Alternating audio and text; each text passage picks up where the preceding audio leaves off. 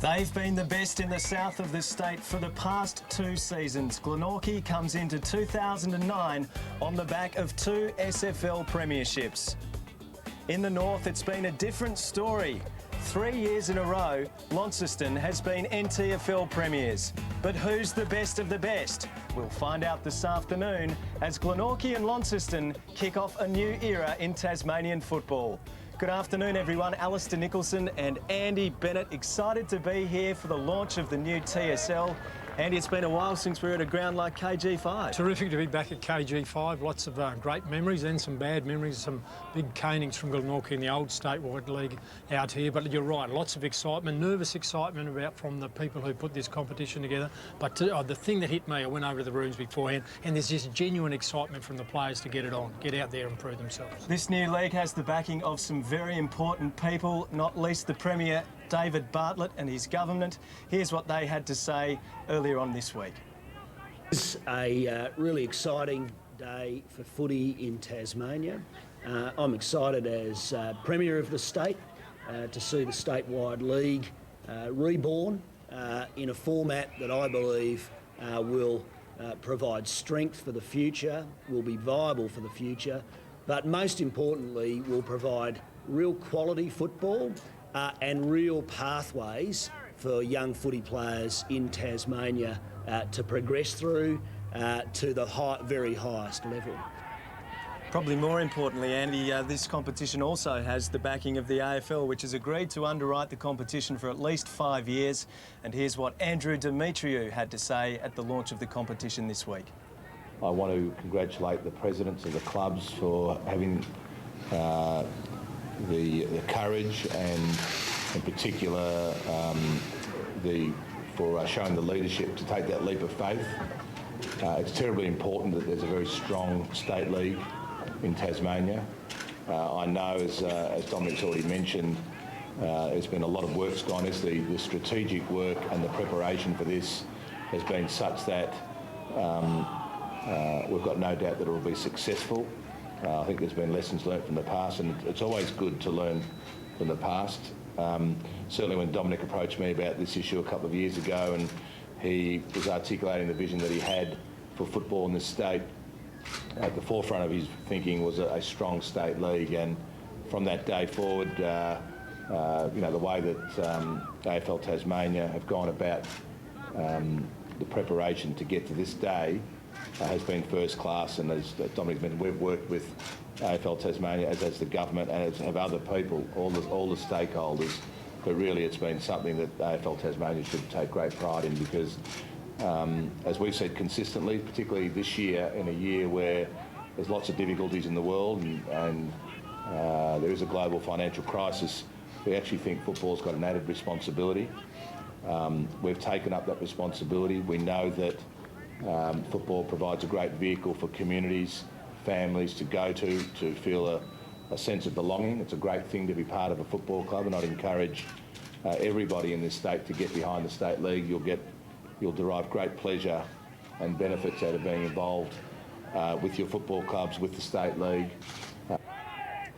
Andy, I reckon he's really starting to show some genuine interest in Tasmania. I reckon Andrew Demetriou has been down to Tasmania more times in recent years than we've ever seen any AFL chief executive. Yeah, they were wise words. That was sage words. I was very impressed with his link there. And football has beyond just the playing part, has a moral and community purpose. But certainly there's lots of reasons for him to be down here of late. We've narrowly missed out. If we're the next cab off the rank, we might talk about that later on in terms of getting the AFL. But I liked his words around the role, the very vital role that sport and particularly football plays in building community spirit in tough times.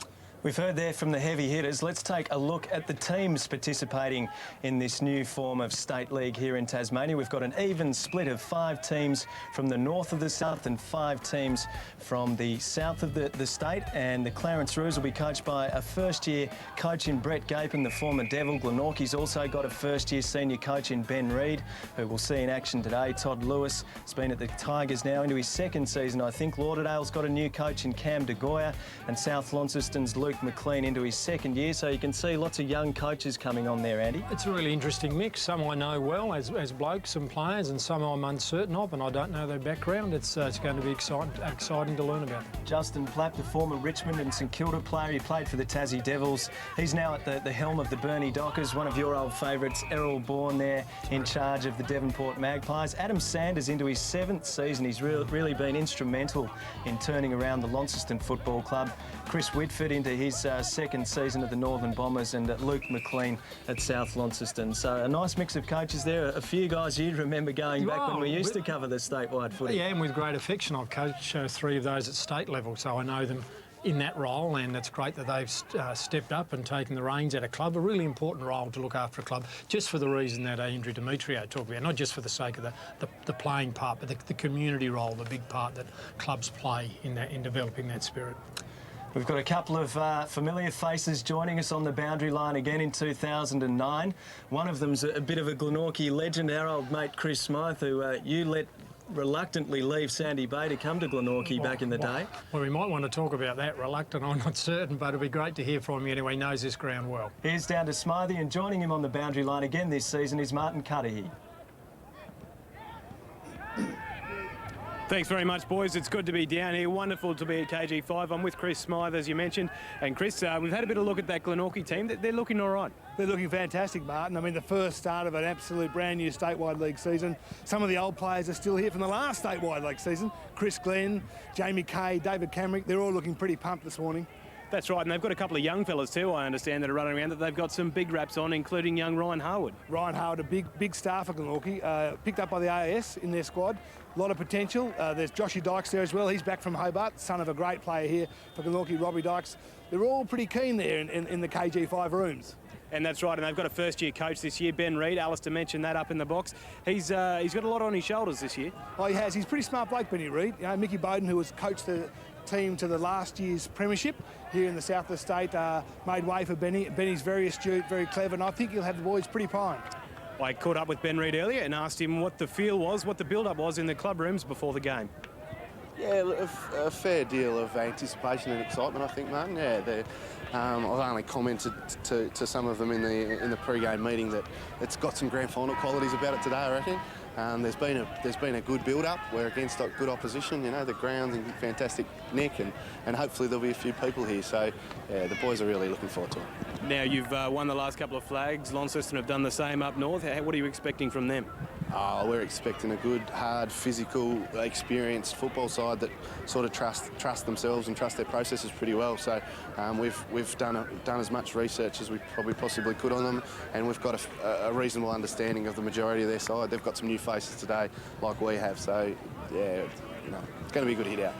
Ben Reid, thanks for your time. Good on you. Thanks very much. And here is the Glenorchy team for this afternoon's game, and I'm going straight to fullback, Andy, because Dan Muir has got an enormous job today on Adam Derbyshire, the Centurion from Launceston. He's twice kicked 100 goals in the NTFL. He's going to be a handful today. Some of the other names that stand out for you there today? I'm interested in a couple of the old hands, David Camrick and Chris Glenn and Jamie Kay from the old days, but particularly young Josh Arnold, 16-year-old, makes his debut today, named in the centre. He was in the paper, but I think he's named on interchange there. And the other youngster, Ryan Harwood, who I know is a talent. I've seen him play as a youngster, so I'm really excited about either end of it, the old guns and the new ones coming up, and new balls in the ring. Might throw back down to the boys, and Smythe and Martin, how was the build-up in the Launceston camp this afternoon? Thanks very much, boys. Yeah, we've had a bit of a look over the Launceston team, and they've got some big names running around out there. A couple of former Devils. Indeed, look, Scotty Stevens is there. Andrew Derbyshire, I think Adam Derbyshire will be a big player for them, as well as Brendan Savage. You know, 3 good, strong players for Launceston. That's right, and I had a quick chat to the coach before the game, and here's what he had to say about the build-up. Yeah, pretty toughy. I think all the boys seem fairly excited, and watching the reserves out, or Colts out here today, certainly the standard seems higher in that, so certainly looking forward to a good game. What are you expecting from Glenorchy? We're expecting, obviously, a well-drilled side. I think they've been a good side for the last few years, and obviously win the last couple of grand finals. So I think we're a well-structured, well-drilled, a team that obviously enjoys playing together. So we'd like to think we're probably similar in our development stages. So yeah, we're certainly expecting a fairly torrid game. Thanks for your time. No worries. Here's the Launceston lineup, and as the boys mentioned, a few former Devils in there. Brennan Savage, incidentally, playing his 50th game for Launceston, his 50th senior game. He's been around the club for a fair while, Benno, but he's had Devils commitments and has only just got to 50. And Scott Stevens, of course, one of the premier midfielders in the state. Yeah, he's a terrific player, Scott Stevens, the captain, just leads by example. Derbyshire, his numbers are just huge, 140 goals. He kicked 18 against Penguin last year, and he's been doing it for years on end. He's a real talent and a real challenge for young Muir. And I like Brian Finch. I mean, he also played a little bit of statewide football many years ago, and I'm interested to see where he's developed. He's the assistant coach now, so I know a lot about a few of those players, but there's some there that are going to be very exciting to see for the first time. Looking forward to a great contest here at KG5 this afternoon. It's the two premier teams in the state in recent years doing battle, and let's get the match underway in a few moments. Umpire Ben Lenner getting ready to lay it down here at KG5. A new era in Tasmanian football begins with the kicking off of the TSL. Meyer may have won the hit out there for Launceston, and a pack forms. They all dive in over the top of it, and he's pinged one early. Harwood, he's going to take the free kick for Glenorchy, or is he going to? No, he's going to give it up. Ping for holding the ball, so a stiff one early on for the youngster. He did Set the standard early. Launceston going to build up, head towards attack. Here's Bristow. He's got it on half forward. Derbyshire and Edwards forward for Launceston. Goes in the Derbyshire direction. Out he comes. Couldn't quite hold the mark. So that's a win for Dan Muir. He's going to need a few of those today. Bowden got it out of there, and the umpire's plucked out another free kick. It will go the way of Launceston. Looked like some holding on going on, and David Camerick, the veteran, coughs the ball up, and Sonny Whiting a chance to kick the first goal in the new Tasmanian State League. It's his first premiership last year. First league's been everywhere. North Launceston, South Launceston, bobbed up at Launceston last year and grabbed a flag. So Whiting to kick from about 40 metres out. Not a bad effort. Will it swing back? And Whiting kicks the first goal of the TSL. Well, we remember that. That's something to remember for years. I was the guy who kicked the first goal in the reborn statewide league in 2009. Two frees. The free out of the centre I thought was really hard. I think he might have been over the top of it, but not much time in there. It set a standard, and maybe the umpires have said, well, in this competition we expect you to be better than you've been in the old competition, because there was certainly less time. The second was held off the ball, and well done to Sonny Whiting. Great start to Launceston. A very good kick. It was a tricky breeze out there. Yep. Martin might tell us a bit more about that later. Glenorchy now, the first time they've gone forward, inside 50. Couldn't quite take it there was Glenn. Has some support. Howard's in there. He gave away the first free kick. Howard wraps him up in a tackle. Just pushing through with numbers, Glenorchy at the moment. They're desperate to get a free swing at it. Good kick by Meyer. Gets it back to centre field. In pursuit is Whiting. Just tapped it to Shivers. Stands tall in the contest. Handball didn't quite hit the target. Over the top goes Corbett. From centre wing, deep inside forward 50. The Launceston Blues have the numbers and should clear it. He didn't do much with it. He held on that for a long time. He did. He pinged him. They had numbers at the contest. Yep. Two there to tackle. Ben Reid be very happy with that. What can you focus on at the start of a new season? You really need to focus on pressure, getting that part right. Everything else falls into place. As long as you're there to make the contest, your game will form around that. Bowering. Can he level the scores? Looks good. Doesn't have the carry, not quite in the end. Launceston now, again, they've got the numbers back. He's got to get rid of Howard. Good tackle. Should have been rewarded. Wasn't. Camerick's got to get rid of it. Howard again, head down, going nowhere. The umpire says, I'll have it. There's certainly plenty of tackling pressure on that. Harbour was very, very unlucky not to get a free there. That was, I'm not certain who he caught in possession there, but he certainly did dispose of it by hand or foot. Bounce in the forward pocket. Meyer, the big man. He's a great story. The Sudanese refugee won a premiership with Launceston last year. Again, the players diving in over it. Savage decides to put his body in. It's pretty willing down there in the forward pocket. And we'll have another bounce. Launceston leading by a goal here. Early stages of the opening term. It's laid down.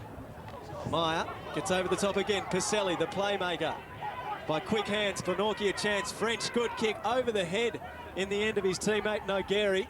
They lock it up again inside 50. Lots of players around the football. And this has been fairly willing early. You can just sense, Andy, that these two teams have really been looking forward to getting at one another. They're just loving this. They've been hard at it for 3 or 4 months getting ready for this moment, and it's come out in the first few moments. Campbell got a kick, and it landed fortuitously. Launceston going to clear it out of defence now. Looks like Kerwin. In fact, it's Campbell again who followed up. Gives to Bristow. Good evasion through the centre square at KG5. Goes long at the back. Trying to take the mark, Edwards, the tall timber down there for Launceston. Here's another chance for Whiting. Good defensive pressure from Glenorchy.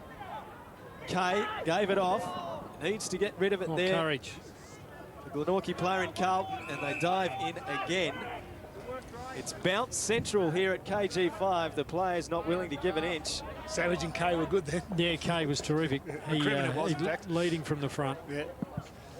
Just forward 50 for the Blues, who just seem to have a couple of options tall when they go forward. It's all wrapped up. She's a high tackle rate. Indeed. Corbett gives the ball back. No one wins clean possession. Numbers Corbett, shovels it out. He's looking for Pacelli. Might come back to him. Corbett again. Concedes some ground. Half-distance kicks. Half effective. Shivers went for it. Meyer helps out. Gives it back to O'Keefe. Good evasion around Harwood. Pumps it long. Derbyshire will be one option. He's deep at the back. Crumming. Glenorchy need the numbers. Got it out through Kay. Brown just shoveled it forward. Corbett goes in hard. He's prepared to wrap it up. The umpire might ping him if he's not careful. He said he held it in. It's willing early. We've had a record number of tackles and a record number of ball-ups. There's just huge numbers around the ball. Skill level is a bit shaky, as you would expect in the early part of the season. Hit out favoured Glenorchy, and they need some help getting it out of defence. Here's O'Gary, goes down towards the wing, over the head of Meyer. Coming out to meet it was Spencer for Glenorchy, running onto it French with some toe.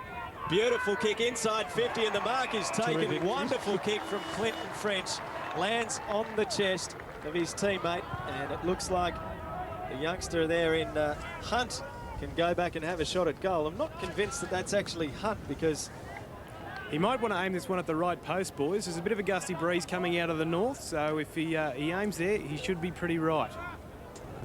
this might actually be Josh Arnold. We've got Hunt down as number 28. Whoever it is, he's going to come in and have a good chance to kick a goal for Glenorchy. It swings back and through it goes. He was listening. Martin's a genius. He's a genius. The build-up was terrific. The kick in from, I'm not certain who kicked anyone from French. Just great kick. Great pickup. And you could see it bounced well for him. Good pace, got himself steady. You can see why kicking's rated as probably, after the ability to win the ball, I suppose, the #1 skill in the game. The kick to Hunt on the lead, we'll call him Hunt until we're told otherwise, was great, and this was a terrific conversion. Not an easy kick from there. Good game, good intensity. Back in the middle, Meyer thumps it forward. Glenorchy now with the numbers. Bowden, the vice-captain, he can swings it out wide to Bowring. Half-distance kick was good on the lead College. Quick to take, that's holding the ball. I think the game's up at another level. Oh, yes. I think he's just learned a little lesson. That's the nephew of, is it, or cousin of our old mate Lee College? It's the nephew, Andy. The nephew of Lee College. He's meant to be extremely courageous and, as a result, a little injury prone, so he's pretty much everything Lee wasn't. The pace was about the same. Robinson, a little shove on Derbyshire went unnoticed. Opportunity now for the Pies to clean up. Needs an option forward. He's got two. Harwood's going to sit it out. Oh, clever work. Absolutely terrific work there from the Blues. He feeds it off nicely. Gives it back to French. The kick was good and so was the take. Inside 50. Wants a 50, won't get it. Whiting, he kicked a similar goal from possibly a little closer earlier. The good effort back on centre wing came from Timmy Kerwin. Had two to beat and did it. On the edge of his distance, we don't know him well enough yet, but I suspect it would be on the edge of his distance. There's a little bit of breeze into his face. Just on 50, Sonny Whiting sits it up. Derbyshire will jump. He has 4 to beat. Corbett just pumps it long. In fact, he actually spotted the teammate there in Bowring, who has some support. Out wide. Cox. Pacelli, just a little chip. They're getting out of it, Glenorchy. Good running. Jake Cox can bring it forward.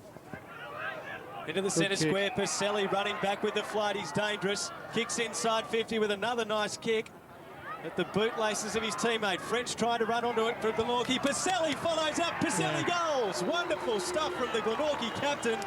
And it's the Magpies by a goal. Leadership, skill, pace, commitment, terrific example. William Litch, medalist in 08, I believe, and picked up where he left off last year. Captain or didn't captain last year, a premiership side last year, and he started brilliantly. And it's just his ability to get the contest the second time was terrific. Good bend. Good bend, good pace, good player.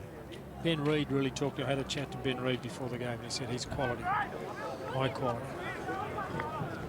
So Glenorchy by a goal at KG5. We've had a good opening to the State League, and Myers been dominating the hit-outs with that amazing leap. A little toe poke there from Stevens. Good tackling pressure from Harwood. Umpires pulled out a free kick. It's going to go the way of Launceston. They move it on quickly. Little kick inside 50, not a good one. And Bowden back there for Glenorchy takes the mark. Looking for Harwood, who judged it well. Muir finds the big man in Chivers. Chivers, handball, not a good one. Bristow picked the pocket. Quality. Goes to half forward. The mark taken by Finch. Finch about 65, 70 metres out from goal. Goes inside to the free man, Derbyshire. He can't afford to be left alone this afternoon. Adam Derbyshire will make you pay if you don't show him respect. He's going to go back and have a shot at Launceston's second goal for the afternoon.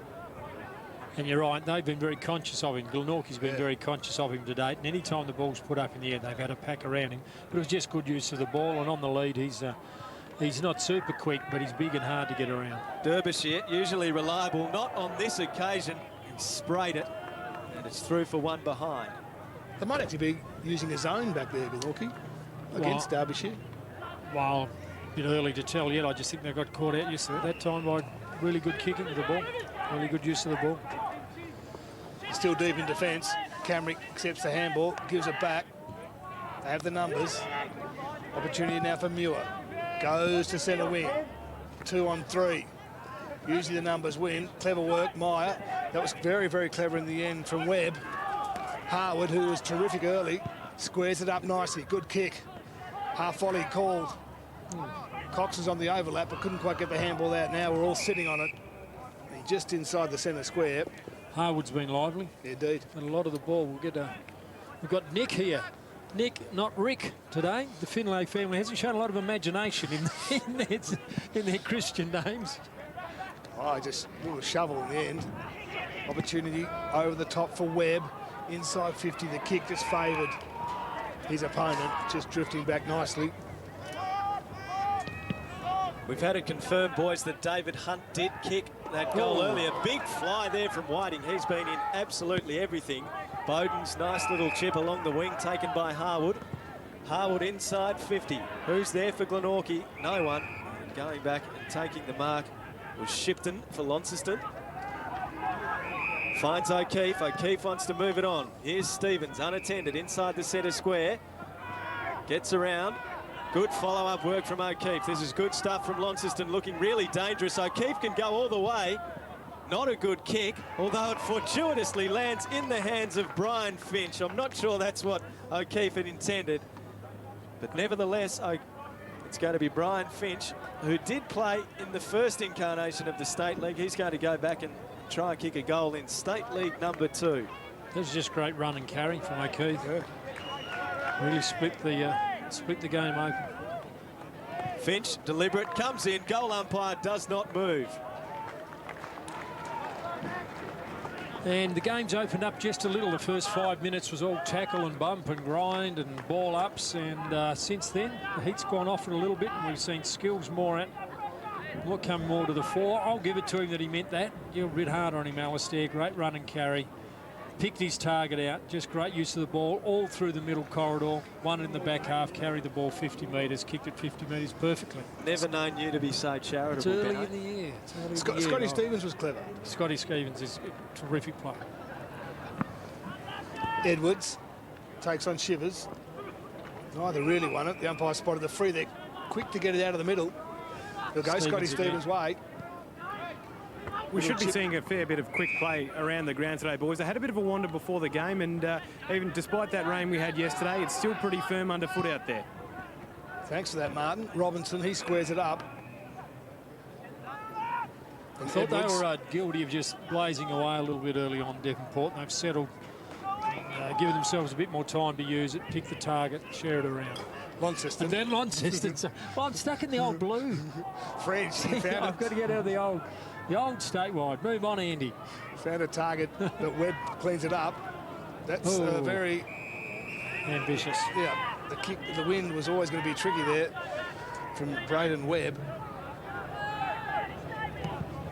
Quick, round the body, good kick, clever. They look a little bit sharper, Launceston. They have now. They've settled to it for a little while. I thought just for a little couple of moments there, Glenorchy were well on top. It's almost like you're expected to be able to kick those now. You know, those ones from the boundary that you practice them. It's just money for jam. Open up the angle, roll around. They're good fun to practice late at night because it's near the change rooms where you come down. Your change rooms are usually near the goals. You can stay out there and still get a cup of soup afterwards. Not all gone. The first of how many goals for Adam Derbyshire in the Tasmanian State League this season? Will it be 100?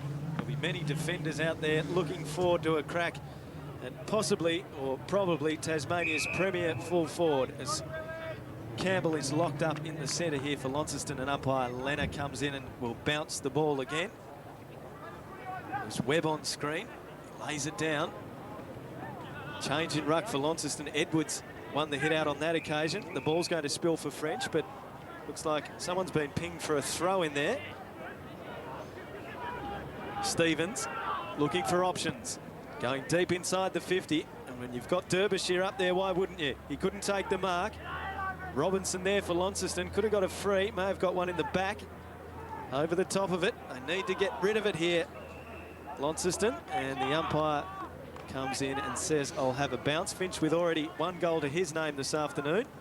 I think Corbett's hurt just off screen. He was taken very high. But it's Jamie Kay. Just inside 50, Scotty Stevens is starting to get a bit of the ball. All wrapped up, got to get rid of it now. They're holding on. The umpire will let him get away with it. Bowden gets up. Ex-VFL player, vice captain this year, ex-Tassie Mariners. Winton, across the body was clever. Conceded some ground, it's got to come off. Kay went without it. Just at half forward. Important contest here, Harwood flung in the tackle. Here come the Blues through Campbell. Inside 50, they're all on their own. Finch, who's been busy up forward. He warrants some attention. He's playing very smart. Got Bristow in the middle. Goes in short, a good kick. Scotty Stevens again. Hard worker. Prides himself on fitness. You can see he looks terrific on screen. He's always been that. Paid a great attention to his physical preparation for the game. Remember, he was a youngster. He's very lightly built, but he's an impressive physical specimen now. This will be a handy break for the Blues if he can slot it. Distance shouldn't be a worry. Breeze is the only tricky bit. And he just pushed it wide. Very wide. Well, your generosity, you evaporated. It's early. We've got to leave ourselves a bit of room to get harder. Never going to last, Smithy. Dan Muir. Smothered, but it fell back in his arms. Muir. He meant that. That's about as generous as I can get. Gets outside 50. Running it onto it for Glenorchy is the youngster in Arnold.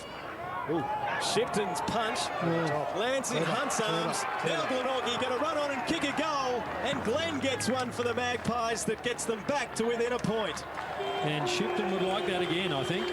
He's been pretty good, I thought. Impressive, reading the ball well. Or you've also got to say the players around him just let him down. You're not certain if your eyes fixed on the ball. The last thing you want to do in the defence is get outmarked when you should have punched. And either he needed better awareness or more support from his teammates, but Chris Glenn won't get an easier goal from that. He's always had pace, Chris Glenn. When he hit the scene all those years ago, Chris. Indeed, he was quick there. Very, very quick, and he doesn't seem to have lost too much. Nice little handball from David Hunt as well, as Edwards prepares to take battle. against Andrew Nash. Perfect bounce. Umpires have been terrific to date. Favouring Glenorchy. They're inside 50 again. McCrimmon has run down in numbers, taken high. It'll be a free kick. They will go to Bowering. He's probably too far out to score. He'll sit it up. Goes in long, very deep. At the back is Hunt. Couldn't quite take it down. Numbers favour Launceston, and they'll come away for O'Keefe.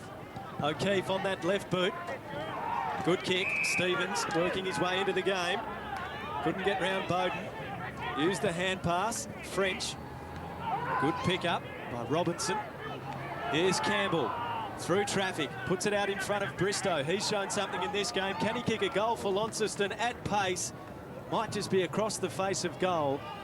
And Glenorchy now trails by 2 behinds. Very early to be sort of calling trends in the game. There's only 1 point in it, but I just get a little sense that Launceston are better at running with the ball, a little bit quicker over the ground. Here's Hunt a long way up the field. Goes along the wing, looking for Spencer. Savage tried to punch, and the ball punched him fair in the side of the head. He gets up, gets it back. Pressure for his brother Gene Savage, but a good kick. Stevens over his head in the end, but the mark taken by Finch inside the 50. Brian Finch can go back, kick his 2nd goal for the afternoon. He's been a great servant of the Launceston Football Club. Best and fairest in the NTFL in 2006. Right place at the right time on that occasion. 28 years of age. This to give Launceston a handy 8-point lead approaching quarter time, and that is a magnificent kick. Said before the game, I'm interested to see. I haven't seen him play for a long time, Brian Finch, but I remember him as a Mariner, and when he played early years of statewide many years ago, South Launceston. I think he played some footy many years ago. Maybe I might have messed that up somewhere in that muddled head of mine. But I was interested to see how he's developed. He's become much stronger in the body. And certainly it was the right spot, right time, but he was smart enough to be there. But he's been probably, I'd say, just about along with Scott Stevens, the most dominant player on the ground today. Boys, just a quick injury update from the sideline. Jamie Kay's just gone up the race for Glenorchy. He had blood streaming out of his ear. Oh, you probably see him back out there pretty shortly, though. Thanks for that, Martin. They could do with Jamie Kay back there in defence. They're under a bit of the pressure at the moment, Glenorchy. Half-distance kick was looking for Stevens. Might still fall their way. Opportunity for McCrimmon. Gets it back inside 50. Trying to bust his way through was Braden Webb. All wrapped up. Jamie Kay was taken out very high instant. I think it was a knee, an accidental knee, into the side of his head, the right side of his head. At centre wing, scramble of players. In there is O'Gray. Handball was quickly out. Got it through to Arnold. Josh Arnold goes to the 50. Savage. May have been held it, may have been held without it. Probably a good call in the end. It's all wrapped up at centre half forward. He's a big boy, Brendan Savage. He is. Love to watch him. Love the way he goes about it. Full-hearted. Harwood's back on. Spencer's his opponent. Nash. Myers back on. Got his hand to it. Over the top goes Bowering. So we'll run out now. I didn't mind. I didn't pick up who was rucking against Meyer there, but I certainly would be Nash. I certainly wouldn't be jumping against him. He's got a huge leap. I'd be trying to cut across him and give body on body, because he's going to out-jump you every time. Only been playing football for a few years. Andre Meyer, French at the back, had the run of this one. Meyer brings him down in a big tackle and paddles it out as well. Campbell in there for Launceston. Gets the hand pass out. Bristow picks up, goes to centre half forward. Finch well placed. Couldn't quite take the mark. Muir was there for Glenorchy. Dashing through, Jamie Kay. In fact, it was Camerick. Out into open space. Clinton French with some room. The boy from the northwest coast. Chips it inboard. Webb, recruited from Glenorchy this year. New Norfolk rather. Inside 50. Big fly from Hunt. Couldn't take the mark. At the back, a chance for College. Snaps. And College hits the post. Almost an incredible goal from young College. I think their final kick into the 50 metres a couple of times, Glenorchy's let them down. They've run it pretty well out of defence, kept possession.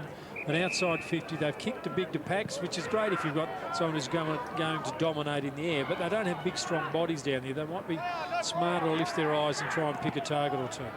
Howard did well. Got it to the top of the square. Opportunity now for French. Got to get rid of that. Half-distance kick was clever. Finds O'Keefe. Deep in defence. It's spread out now. Bristow's been good. Made good ground to get it. Standing the mark is O'Gary. Just a little chip. The numbers favouring the Blues at the moment. They're everywhere. Keep running was the call, and that's exactly what he's going to do.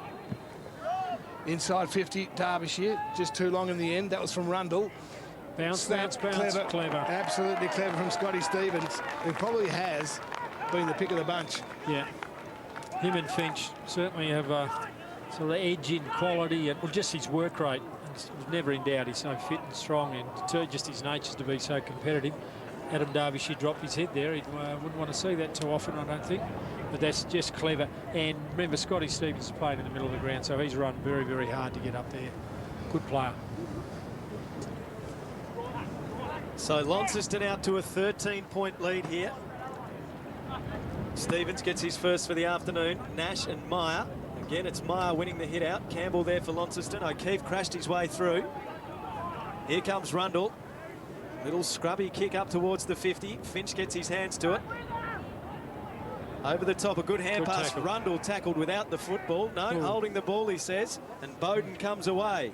Harwood there for Glenorchy. He's got to get round a man in Whiting. They've messed it up here, Glenorchy. Now the tackling pressure from Harwood does enough to prevent another attack. That's impressive from a youngster. Yeah, he bounces up. He's a good player. Been very energetic for them. Yeah. Quarter time at KG5 in the battle of the best from the north versus the best from the south, and it's Launceston leading by 13 points in a pretty good standard opening term, Andy Bennett. Yeah, I'm impressed. It's full of, like we said, crash and bash early on, nerves and nervous energy and lots of tackling and grind early on. And kicks were hard won, and when they were won, they often missed the target. Their skill level was down. That's just all nerves and excitement at the start of the year. But then when it settled down, Glenorchy had a little patch where I thought, oh, they might have the edge. But I thought Launceston were very impressive in the end with their run and carry and better kicking skills. I really think Glenorchy have been pretty good back in defence, but they haven't been able to find a winner up in the forward line. Better ways of getting it in there. Scotty Stevens and Brian Finch, I think, have been probably the two best players on the ground, and Glenorchy will have to do. Pacelli's been pretty good, but Stevens has stood out. He faded a bit the last half of that corner. Yeah. I guess the pleasing thing for Launceston there, Andy, is that Derbyshire has only kicked one of the 5, so they've got a nice spread so far. Yeah, they've been very conscious. Well, both teams have been conscious of Derbyshire, if you like. When you would, he's kicked 140 goals last year and 100 each year for the last 3 years, I think. So obviously Launceston have a lot of confidence in him, and Glenorchy are very worried about him. Here's the highlights. Great kick, the first goal in the new statewide league from Sonny Whiting. Just a good kick, free off the ball. And that was a terrific kick from Hunt. Yeah, great kick from Hunt. Martin Cudahy called it for him beautifully. And goes to ground there. Don't go to ground. Keep your feet. Keep your feet. And Pacelli ran hard into the forward line. And here's Finch. I was very impressed with Finch. He just got himself Kerry right. Finch? Yeah, absolutely. Yeah, who's the club president, I think. I think Kerry, the club president. Good kick from Adam Derbyshire. Terrific hands from Hunt here. Just Dropped really his quick head a hands. little bit there. Yeah, got it inside. Good running. Easy goal in the end. And again, see, Finch read that well. Yeah. And he hasn't, the kicks we've seen him get here, no opponent at all. This was clever from Stevens. Yeah. Good finish. He doesn't kick too many from long range, but if he gets it that close to goal, it doesn't matter if he's on a tight angle. Here's the quarter-time statistics for Glenorchy. Muir with 6 possessions has the tough job this afternoon on Adam Derbyshire, who's kicked 1 goal to quarter-time. Bowering with 5 possessions. Corbett with 4. He copped a heavy knock as well in the opening term. Let's take a look at Launceston, and they've had some prolific ball winners. O'Keefe with 7. 5 to Stevens, Bristow with 4, 7 to Campbell, who's been very good, only a young player, and French with 5 as well. Derbyshire, -1 handball. Don't know quite what that means, boys, but Should have handball, but he didn't. That's a good stat to and have. probably actually. won't have too many more That's for the season. That's a good stat to have. I like that. But I've been very impressed. Finch had 4 marks inside 50. Yeah, and he's just slipped his opponent. I didn't really work hard on trying to pick up his direct opponent. Mate, you might be right, Chris, for the first time in your life. They may be playing a zone and not no man-to-man, and it's cutting them up. Ben Reid said before the game that this had a sort of a grand final build-up about it, that the players felt that they were getting ready for something big. What would be the message now with the team down at by 13 points at quarter time? I think you'd be happy with their pressure and their aggression. I think Josh Hunt missed one tackle. I meant to call it there. David Hunt missed a tackle here that resulted in Stevens' goal. That would be the only time I saw a commitment to to go with the contest that was a bit lacking. Other than that, they've been pretty good. I think he'd be talking about needs more pressure out of his defence. They've been able to run it out of defence, particularly Sam O'Keefe. Remembers run out of it a couple of times and tip it a couple of times too easily. He'd be asking his defenders, his forwards, to be better defenders, and I think he'd be happy with his defence. But he'd wanting that last kick inside the forward line to be better. Either you pick a target or you hold on to it until something presents. I think they've been just kicking to packs too often. I think Jay Bowden's got the job on Stevens. You might be asking him to be a bit I know, bit tighter. And you'd be thinking the same with Brian Finch. You can't just let him run around and take. If he ends up taking 4 marks inside 50 a quarter, that's 60. He's going to kick a lot of goals. It's going to hurt you. Do you remember the first game of football that you coached at the senior level? Yeah, Chris Miles was in the game. I remember it too. And I remember it really well, and I can remember being really nervous at half-time about what to say. It just hit me. I thought, oh, my God, I meant to know something here. So all I did was I talked to every player. I just remember I took the easy way out and I said, Chris, you're doing okay. I can't remember. No, I don't think anyone was listening better. No. And it didn't change. He's a terrific coach. Not much of a bloke, but he's a good coach. And that's why you went to Glenorchy in 88, Smiley, or 87? Adam Sanders, he's a really interesting character. I reckon he's a really interesting he's a good coach, this guy. He's a very smart man. And loves it. Yeah. Just has a great passion for it. Great history, and he played in 2 premierships for North Launceston. Started that 98 season when they went through undefeated, and 95 as well, I think. Played state football. Yeah, just very reliable. Good mark for his size. Good kick. Made himself a good player, I think. He wasn't real quick, but he was smart. Good courage. And the impressive thing about, remember we were talking before the game about the role football clubs play in the community. Launceston Footy Club's really turned itself around, and he's been there 7 years now. And I don't live up there, obviously, but I get a sense they're a really strong community, good set of values, don't go beyond their means, that sort of level. Oldest club in Tasmania, Launceston Footy Club. Is it? Yeah, up at Windsor Park, terrific. They amalgamated with the Tamer Club in the early 30s. Yeah, you're right. The Launceston Footy Club at Riverside have really done a lot of good things there for the community. Yeah. All right, let's get down to Martin Cutter here, who had an ear over the quarter-time huddles. Thanks, boys. I tell you what, Adam Sanders was pretty measured in what he had to say over there in the Launceston camp. He was really happy with his commitment and the way that his boys were playing in that first half, particularly with the way that they were moving the ball out of the back line and getting it through half forward. What he did say was that there will be opportunities, particularly crumbing in the inside 50, because he said the Glenorchy players are trying to tie up Adam Derbyshire a bit too much, so there will be opportunities for a bit of crumbing, especially inside 50, and there could be some easy goals there. Thanks to Martin Cutter here, and we've seen a couple of Crummers goals, at least one beauty from Scott Stevens in the opening term. What a fantastic story this man on screen is. Yeah. Sudanese refugee. He's hardly played the game. He's been playing now for 3 or 4 years.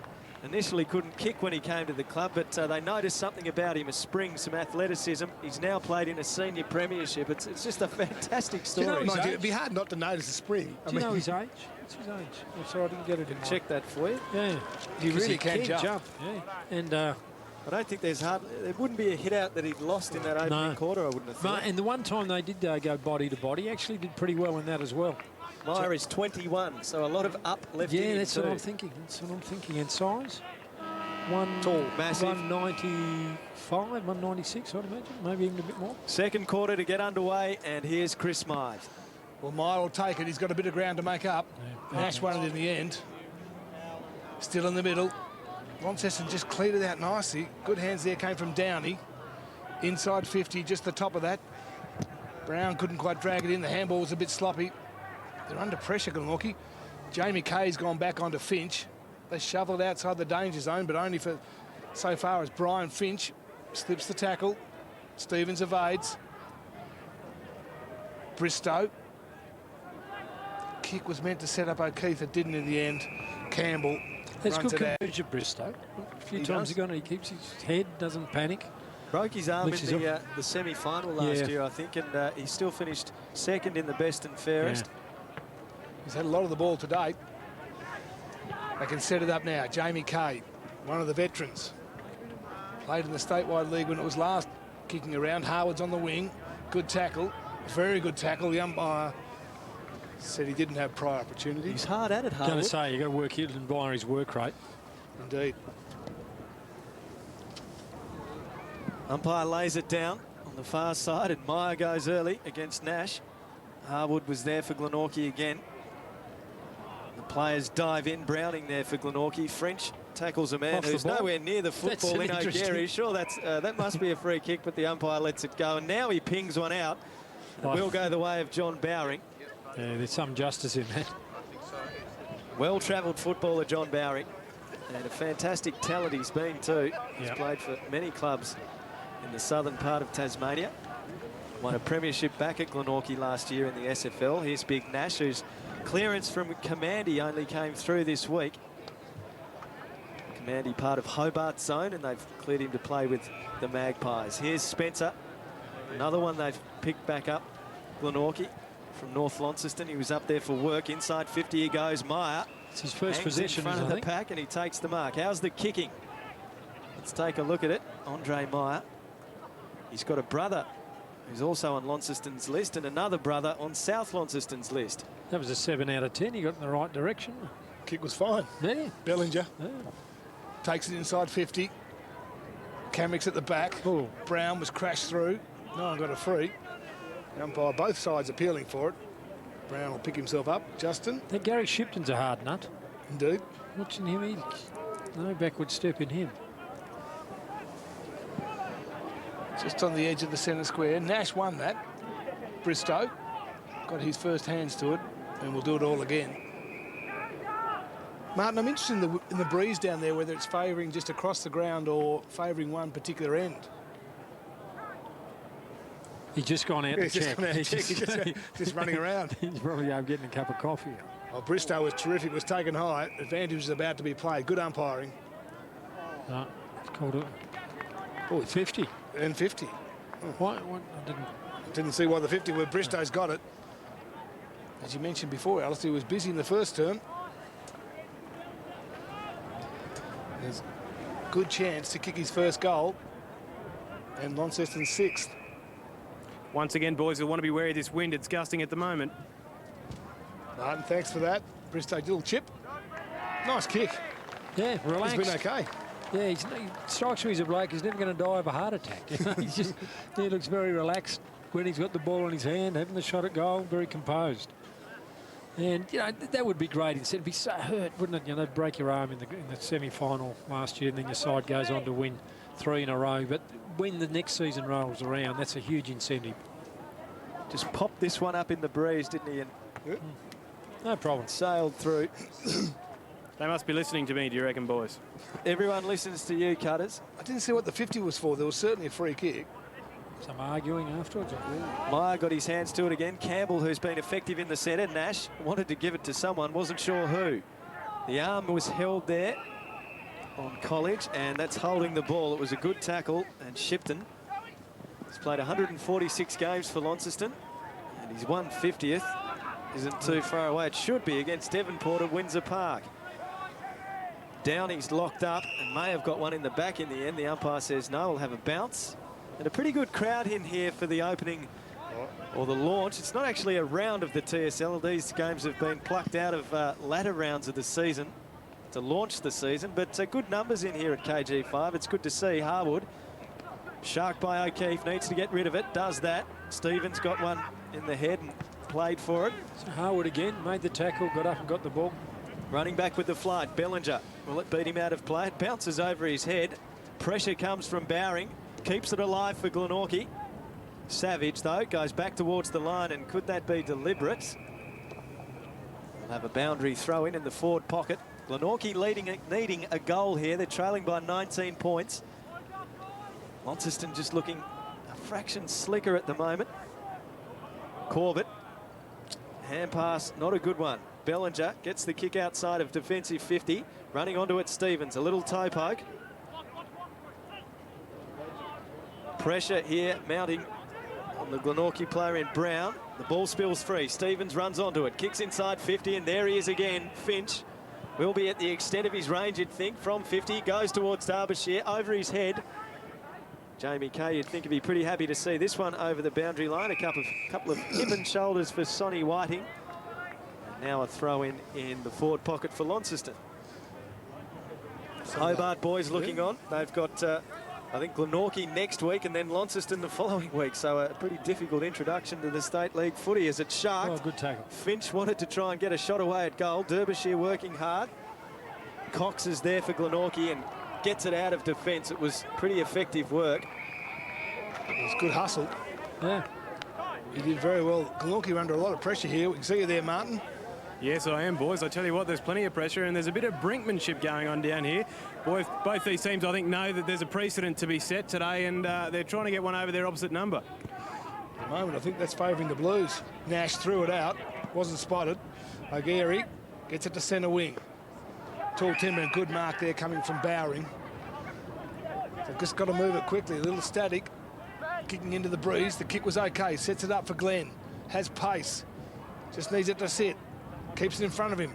Still with Chris Glenn across the body. She was a good solo effort.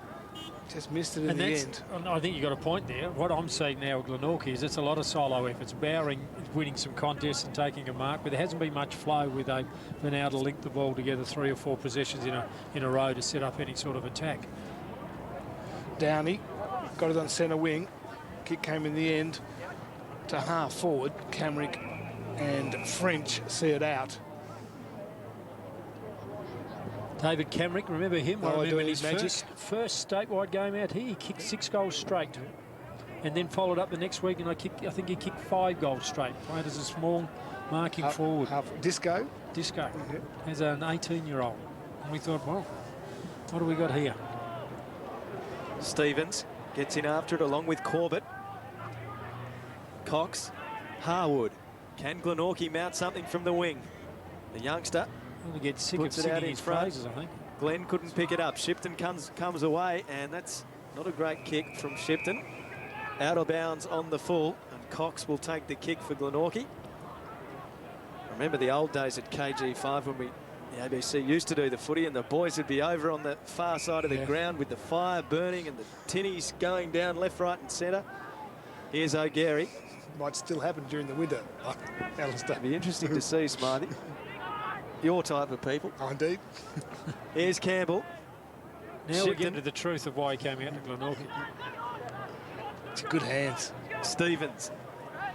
Good kick. Finch is just running and running and running today. He gathers. Can he set something up for Derbyshire? Not a good kick for him, but Derbyshire doubles back. Couldn't take the football with him. Good hand pass. Stevens went without it. Another chance for Robinson. Robinson kicks the goal. Ben Reid's going to be disappointed with that. How can you give someone that many chances? Mistakes made, kick over the head, ball on the ground, and still the numbers with Launceston all the way. Just weren't represented. Glenorchy just weren't represented at that contest. Now they've kicked the last 4 goals. Robinson, just a young fellow who came to the club from Scottsdale, a tough youngster, gets his opening goal for the game, and Launceston now to a handy 4-goal break. Very handy. I think Glenorchy are in a little trouble. Edwards to keep the pressure on, and he does. Just gets it thumping forward.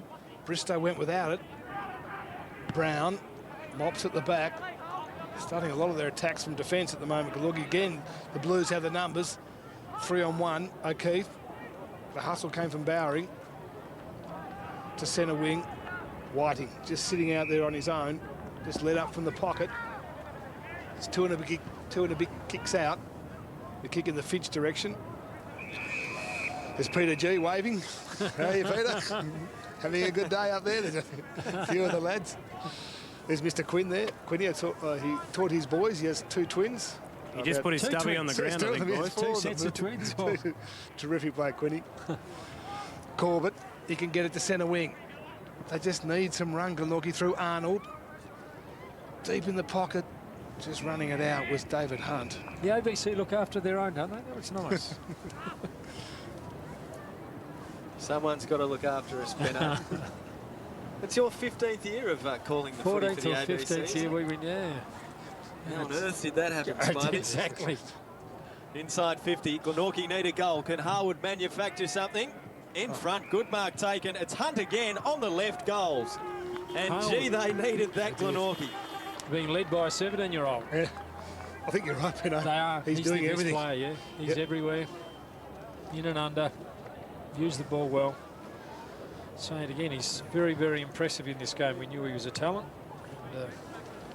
And he's put it on display so far in the first 2 quarters today. Hunt showing he's a talented player as well. He kicked 60 goals in just 16 games last year and had his problems with injury as well. So he's perhaps a player for the future for Glenorchy up forward. And that margin should actually read 18 points by my reckoning, and it does now. Bristow again gets it through the middle. Stevens is chopping them up. Got his kick away despite being run down in the end. They can clear it. The Pies. Muir switches. Just needs some more run out of the back. Jamie Kay's got it. He's got his right side of his head patched up. Little chip was good in the end. Trying to push through. Muir, who started it all a few minutes ago. Kick good. Clever hands. Outside in. Back in board. Just an air shot in the end from Arnold. And it might all come unstuck. It's the Bristow. youngster. He's 16 years of age. Exciting day for him. Downey gave the handball off. They work it through, but Pacelli sharked it. We haven't mentioned his name much this quarter. He needs to get going if Glenorchy's going to win. Beautiful kick from Harwood onto the chest of Spencer. He moves it on quickly. Shipton well placed. Had to wait for the feet to come. Little kick. Will it get there from Glenn? No, it won't. Keep getting back, and he's coat hangered by Pacelli. You know, Glenn kicked the ball then stood and watched. Yeah. You know, you just can't do that. Remember the... Miskicked it. Yeah.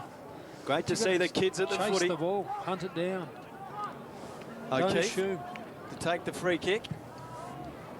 Goes long. The fly came from Bellinger, couldn't take the mark. Crumbed by Campbell. Inside the centre square he goes. Camerick in front position, Whiting there. And a high tackle from Brown. Brown not happy about it. Whiting holding the nose. Looks a live wire, Sonny Whiting. Not a lot of options for him. The Glenorchy defence is flooded back. He goes long. 2 Glenorchy players could raffle it, and a good mark taken though by McCrimmon.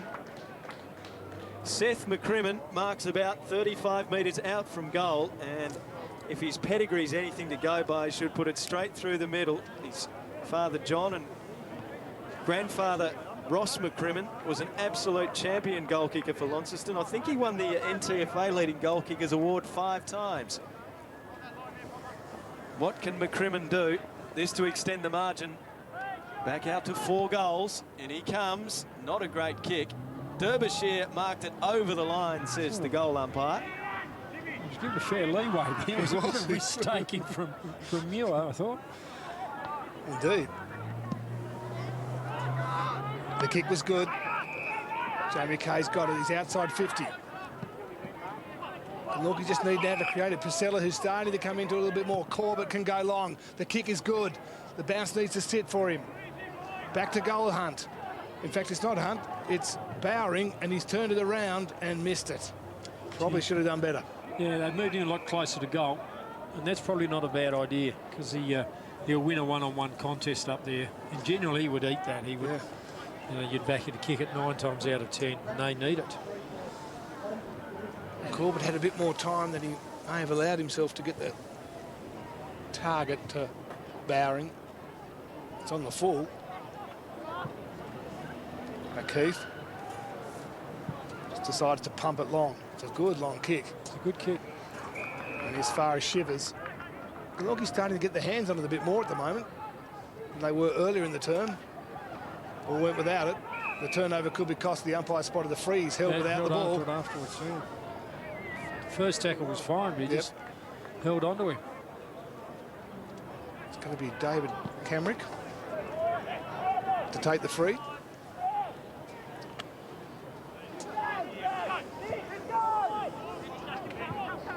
Calls and leads, goes to the pocket. Bowring was the target. Harwood just keeps it in front of him. He's got 4 or 5 to beat. The umpire says, I'll have it. He keeps it. He's got good hands. Yeah, he's got good balance, good recovery. It's never out of the contest for long. Inside 50 for Glenorchy. Again, Stevens. Bristow around the body. Good kick to Whiting. Whiting kicked the opening goal of the game. Goes down the wing, looking for Finch, who's been in everything. And another good mark from Brian Finch. Goes towards the 50. And Campbell couldn't take the mark out there. French sees it over the boundary line. There they are, taking in State League footy action again here at KG5. Boundary throw in. Going early was Pacelli. Lost sight of the football. Robinson Sharks on the left boot, inside 50. Derbyshire comes out, couldn't take the mark. He's not holding them so far today. Swings around on the right boot. Open goal square. Goal Derbyshire. That's his best attack on the ball in the air. I reckon he's been a bit... well, Muir's done a good job when they packed. He had numbers to battle against, but he was first to it. Probably should have grabbed it. But he went at it with real conviction, and if you go with real conviction, often you get the second go at it because you're hunting the ball, you're first to it, and you don't want to give him too many chances like that. He's kicked his 2 hardest one, missed his easiest one so far. Hardest ones. 2 goals, 1 in the first, 1 in the second. Will he kick 100 this year? I think Benny Reid's got a few problems. The lead's starting to get out a little too far for comfort. So moving into the last 4 or 5 minutes of the second term.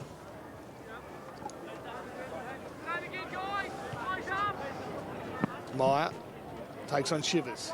Meyer got his hands to it. Howard gets in and out of the tackle. Bowden across the body. Chases on for centre wing. Opportunity now for Joshy Arnold. Just got to pick it up and evade that tackle. He had no support. And the umpire says, I'll have it. There's Adam Sanders. Pretty content? Oh, he'd be feeling very relaxed about things. Ben Reid said before, it's very early to be saying this sort of thing, but Ben thought they were about 6 or 7 off their best side. A few to come yet. Here come the Blues. Bristow might have been taken high. A bit earlier it was, in fact. It's Robinson. That's going, not Robinson. Further back to half forward. Big pack of players. Play on's the call. Bowden's got to get rid of it. The tackle was terrific. Play on's the call. Inside 50. Here come the Blues. Brown took him without it. Opportunity now just to steady the tide a little. Goes too long for Kerwin. College. On the 50 is Hunt. Glenn was at the fall of the ball. Might have been taken without it. The umpire said play on. Bowering. Shovels it forward. Only as far as O'Keefe. Tackle came from Glenn. Dispossessed. Meyer. Oh. Got rid of it. Chivers under pressure from Stevens. Here's a chance for Glenorchy. O'Gary from outside 50 loads up, goes bang, and he's just missed it. Ooh. Looked like it was sailing through for a goal. The crowd was starting to cheer, and look at that young fella behind the goals. He's got the Glenorchy mohawk going this afternoon in pink. Gee, must have only just grazed the inside of that post. Big kick from O'Gary. Now it's up on the wing, and a free kick going to go the way of Gary Shipton here. No. In fact, it's going the way of Chris Glenn. Goes the little chip pass for Cox. Barely 15. Jake Cox is going to have to go long. Half forward, in front position, the mark taken by Corbett. He's been around the Glenorchy Football Club for a fair while, Mark Corbett. He's also looking for options and spots a good one. No, in fact, it's chopped off beautifully, and the Launceston defence are going to come away here.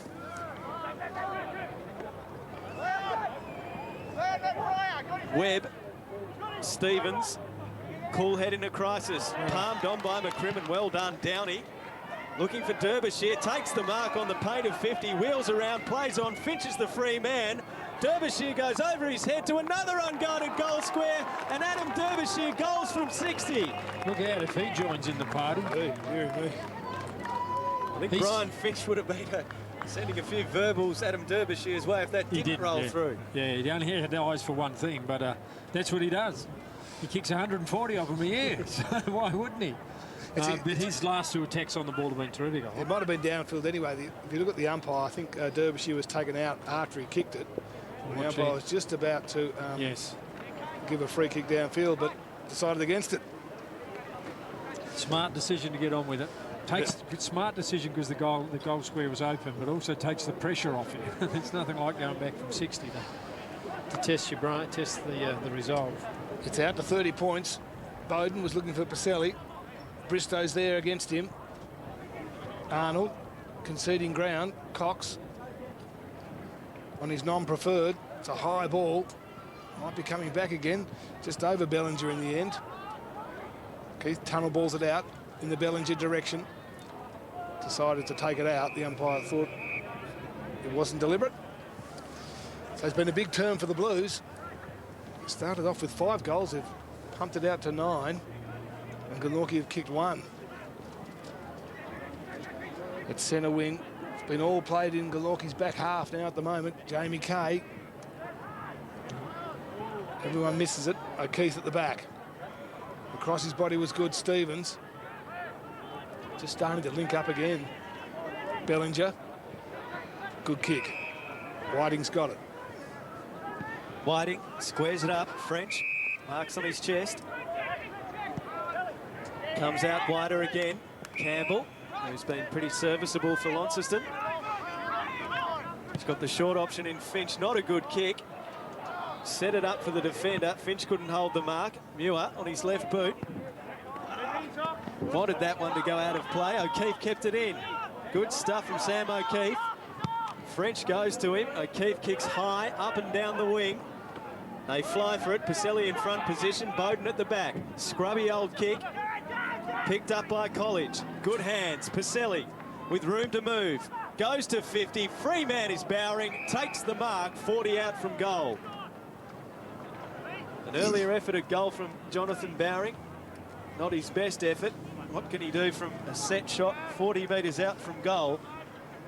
He's had plenty of the football. Glenorchy desperately need him to slot this one straight through the middle. He lets it go, and it's drifting. At the back they fly. Meyer, they've got a hand to it, and it's through for a behind.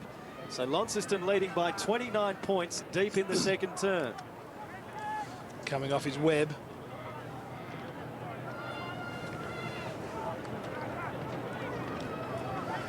O'Keefe. Just to himself. Now he's looking for distance. Myers there. In front with Spencer. Neither could take it. Crumbing it beautifully. Kick went straight back to O'Keefe. It's neither one thing nor the other. They had either a shot at goal or an attempt to find a teammate. At centre wing now for the Blues. Here they come. Bursting through the middle. Bristow. Brown at ground level. Concedes some ground. Opportunity for Carlton. One of his first touches for the day. Spencer's at centre wing. So too is O'Geary. Savage, just with sheer strength and bulk, decides to keep it in. Dishes it off nicely to Downey. Into Bristow. Half-distance kick was just too long. Camrick's at the back. They want to move it through the middle, and here they come to centre field. Kick was good to Harwood. Just dropped it in his first mistake. It's good enough to recover. Switches it to Cox. Has a little bit of time. Natural left footer. 4-on-1. Hunts the one. It's good enough. Might have been taken out of it. The umpire said he threw it, and the advantage is paid. Shipton comes away.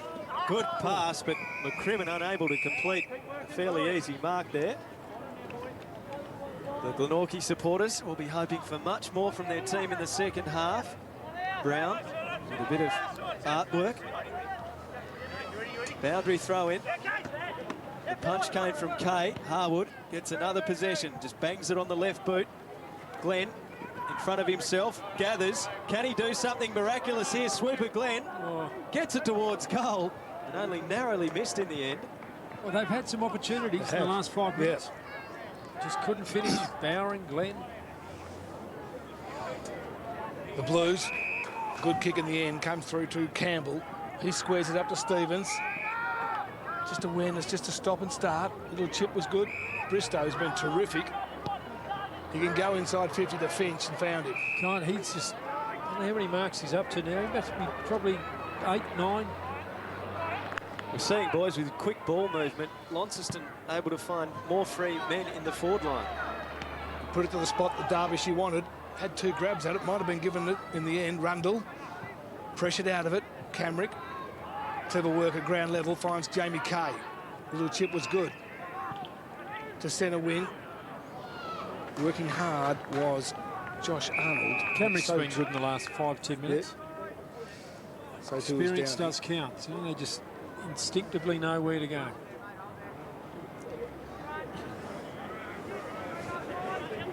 .28 points the margin. Nash double-fisted it towards the boundary line, and 28 points is the half-time margin here.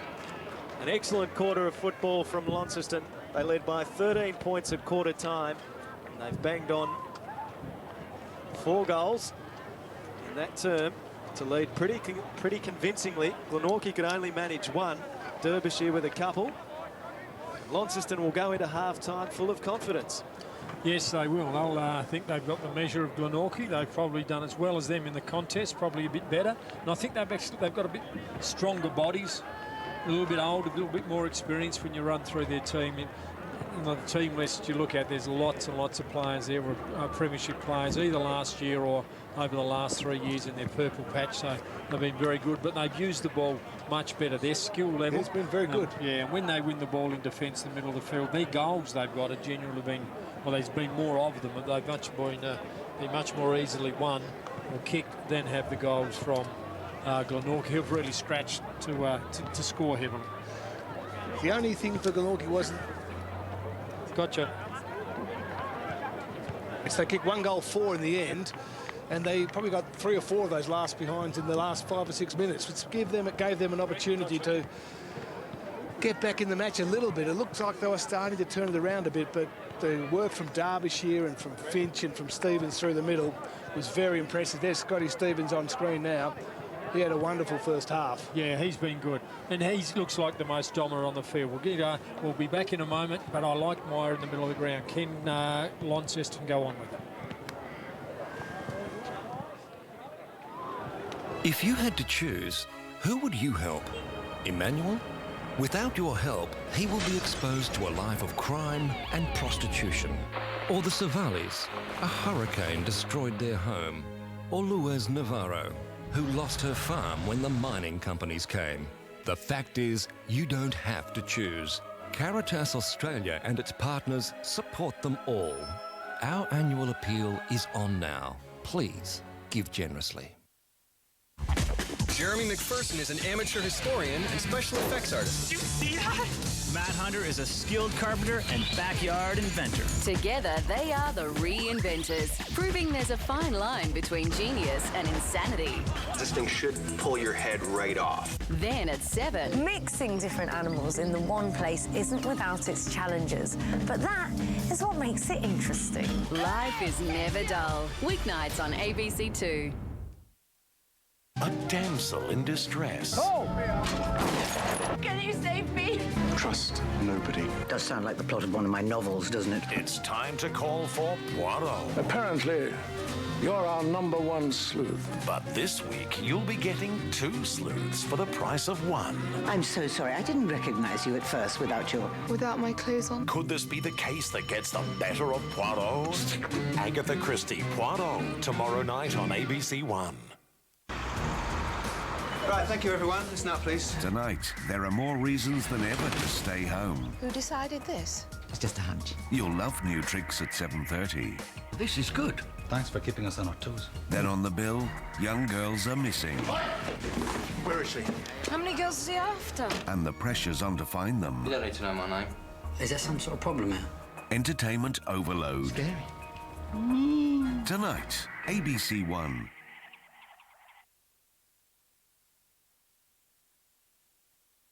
Well, I can assure you that one man who's more than most satisfied to see the football kicking off this weekend is the chairman of AFL Tasmania, Dominic Baker. This has been a very, very long process for the Board of Management to get this footy up and running.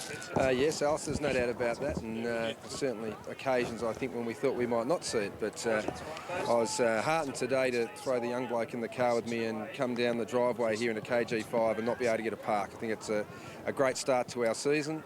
The crowd's rolled out in pretty good force. We're seeing a great game. Both lists are average age 21 years. A fantastic way for us to start the season. Is this one of the beauties of this new competition, is that you now have local footy in community areas where people can go to the footy every weekend and watch a pretty good standard of game? Oh, yeah, definitely, mate. One of the strategies behind this was to allow our young players to be able to play against the best 200 in the state. We'll be pretty close to having the best 200 in the state playing in a fortnight's time, and it brings the crowd. It's great to see young families at the back of the footy. People have got young sons, cousins, relatives playing today. It's going to set a great standard. Today's a good benchmark for us. And we reckon that the competition will build throughout this year, and we'll work into what should be a great final series. Just outline a little bit of the process that you've gone through to get this competition up and running, because I remember seeing you before it and you had a full head of hair. Yeah, yes, Al. Well, that's right. It has been reduced somewhat over the last 12 months. Oh, look, it wasn't an easy process, and that's probably because it's taken a while for the clubs to gel with working together with AFL Tasmania, and there was baggage, there's no doubt about that. But as a board, we worked really hard. We came out into clubland. We took feedback from the clubs. We tried to understand as much as possible what it was that concerned them. And throughout the last 12 months, we've had milestones that we've actually got to and proved that we're on the right track. That, backed up by the constant support of the AFL and the Tasmanian government and a great corporate sponsorship behind us, has really gelled it all together. I think the other thing was that the footballing public, although they wanted change, might not have been ready for a back to the future concept. But there is absolutely no doubt that Tasmanian football was extremely strong during the last statewide league era. All the research tells you that, history points to it. There's nothing and was nothing wrong with the state league concept. It was that clubs were allowed to manage themselves somewhat poorly. The competition wasn't managed well. But over the last 18 months, AFL Tasmania has left no stone unturned to make sure we don't make the mistakes of the past. And I think the general public have seen that. And the players that are running out there today at 21 years have only heard about the state league. They never played in it. They might have watched it, but they're exceptionally excited about playing in this competition. And that's, at the end of the day, I think that's one of the best measurements. If the players want it and the players are excited about it, they'll continue to turn up to training, and their families will continue to turn up to the games. We had Andrew Demetriou, some excerpts of his comments earlier this week at the head of this program, and he was talking about how important it was to have a competition here. Yeah. What sort of support? Can you just give us a little overview of the level of support that the AFL is providing AFL Tasmania for this competition, and for how long? Oh, well, look, I think the first level of support is financially. I mean, you can't have a competition like this without the financial backing, and the AFL put in about $1.4 million a year into Tasmanian football. So that's the first plank. But what probably hasn't been seen by the general public is the amount of man hours that the AFL have put into this. Some of the AFL's best strategists have worked on this project. At the same time as they're doing the Gold Coast and Sydney for expansion, we've had the same people working on the strategy of a state league. And that comes for nothing. I mean, if you had to employ people to do that for you, it would be a very expensive exercise. So that, along with Andrew's personal support, when we went to him as a board with a signature competition in mind, he wanted it tested robustly, but he knew it was a good idea because we are a foundation football state, like Western Australia, South Australia and Victoria. They all have signature leagues. And I think for Tasmania to take the next step forward, and if we are ever to kind of realise that aspiration of having our own AFL team, we need to have the building blocks right inside the state, and having a genuine signature league is one of those building blocks. I guess if there were to be any, there was no greater example of the fact that Tasmanian football had slipped a bit when a couple of years ago a Queensland representative side beat Tasmania. Now, Tasmania's going to get the opportunity that's to make amends for that this year. Yeah, they also beat a side that was playing regularly every week in a VFL competition, which really showed us, I think, where we were at. And state football is not the be-all and end-all, and certainly, but it is a barometer to how well your state's travelling. If you've got your best 200 players playing against each other week in, week out, surely you're going to have a more competitive 25 blokes when you play state football. We think it's important, state football, for us as a state, because it still gives those best 25 the opportunity to play at an even higher level. We're looking forward to playing Queensland this year, and I think it'd be fair to say we won't be taking them with the same ease as we might have taken them last time. So a score to settle there. But state footy will be important for us and an important measurement of how we're going. Looking forward to it.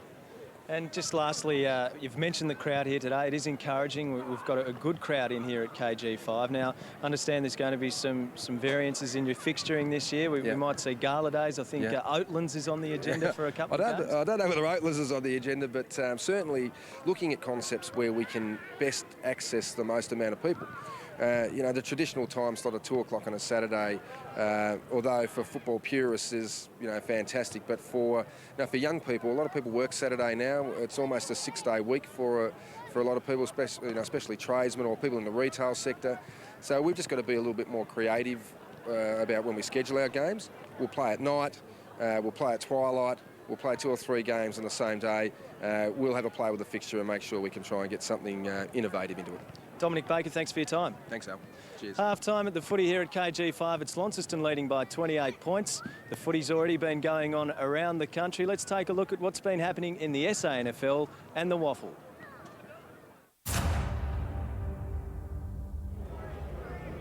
The Swans hosted the Lions in a grand final replay in round 2 of the Waffle, and the reigning premiers picked up right where they left off last season, slamming on the first 3 goals.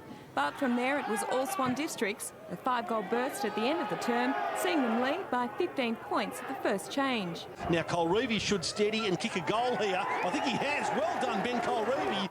Another 2 majors to start the second had the home side in control, as the Lions simply tried to stay in touch. Sean Hildebrandt did his best to lift the visitors' spirits, but it didn't help them on the scoreboard, the Swans by 4 goals at the half.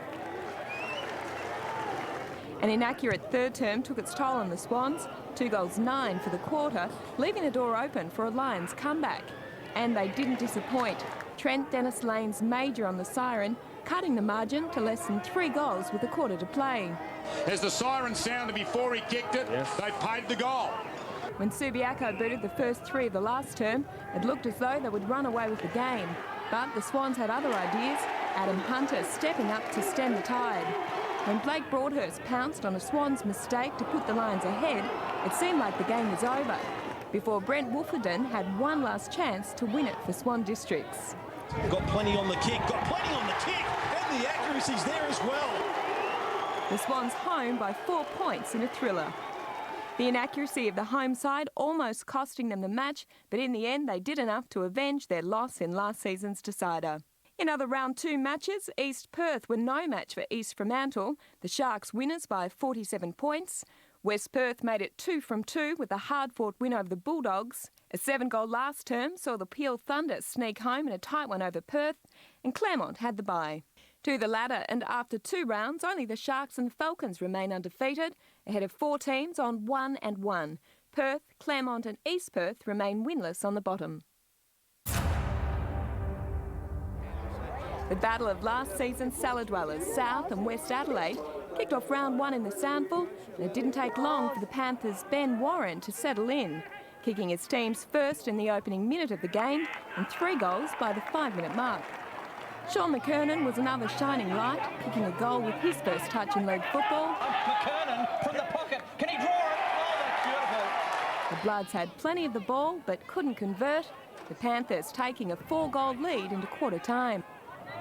Braden Fisher got the Westies their first goal for the game as they began to edge their way into the contest. It was willing Liam Corrie coming off second best, but the Panthers managed to show their class. Low and Warren! At the back, I thought he'd gone too early, but no. Warren taking a spectacular mark and kicking his fourth before half-time. Third quarter was a grinding affair. South managed to keep their lead, Warren kicking his fifth, but the Bloods were in it. New recruit Fort Caruso having an influence at the other end. Slow to his feet, McKenna, but got away with it, knocked the ground. It's a goal for Caruso. Come on, South! More early misses were costly, the Bloods with the game within their reach, but with their work cut out for them in the last. After a shaky start, Ben Fisher marked and kicked truly. The Panthers began to feel the pressure. And when Damien Cupido converted, he put the Bloods within 4 points of the lead. It wasn't to be, though. Star of the game, Ben Warren, put the result beyond doubt. The Panthers home by 10. South Adelaide 10-8-68 to West Adelaide 7-16-58. Ben Warren finished with 7. It was amongst the best with Cupido, Michael Hanby and Bronick Davies. In other round one SANFL results, Norwood had a decisive win over Port Adelaide. Glenelg got the wood over the Double Blues. While it was a close game at Central, the Dogs taking away the points against the Eagles. North Adelaide with the bye. And with the completion of round one, the SANFL ladder looks like this. Glenelg, Norwood, South, Central and the Eagles make up the 5. West, the Magpies and Sturt are yet to post a win, and North Adelaide at the bottom yet to open their account. Andy, getting your side across the line for South Adelaide. Ben Warren. Ben Warren, Kicked yes. 3 goals. They're the Panthers, I brave saw and the little bold. fist pump when you saw the score yes, come up. very excited. They've had, they've had a rough few years, the Panthers. They've struggled, but great to see Ben Warren, ex-North Melbourne player, doing the bit right at the end. Great tackle. Well, that will be a feature of our weekly coverage. We'll see all the action from around the country. And the good thing for this league is it'll be included, and yes. their broadcasts around the country will see Tasmanian footballers on a weekly basis as well now. Yeah, it gives us that level of status where we heard at half-time you're talking about how each state has its own homegrown competition, and that was identified as a gap in the Tasmanian structure, and I'll cop that. I've still got to say, I do miss the VFL. I missed the VFL, and the ideal model for me would have been to have a VFL team and a statewide competition, but we've moved beyond that now. We'll get on with it. And the first half's been good. Been competitive, interesting, tough, hard. 28 points is the Launceston lead at half-time here at KG5. And what have you made of the standard? Because you have been watching VFL the last few years. Well, the standard's not the same, and we would never be looking for that. And, you know, if anyone was expecting to be that level, well, they just had rocks in the head, to be honest, because they were largely professional footballers that we played against, and it was the best of the players running around in Tassie who played for that, plus a few recruits from beyond. But it's been good quality. Adam Derbyshire, let's go to goal kickers. Yeah, Adam Derbyshire's only kicked the 3. He's had a couple of other chances, but his last 5 or 10 minutes where he kicked 2 were ominous. Brian Finch has been outstanding, I think. And Hunt's been just the only forward, although when Glenorchy moved Jonathan Brown in closer to goal, he had a couple of opportunities to score, and I think they'll have to persist with that.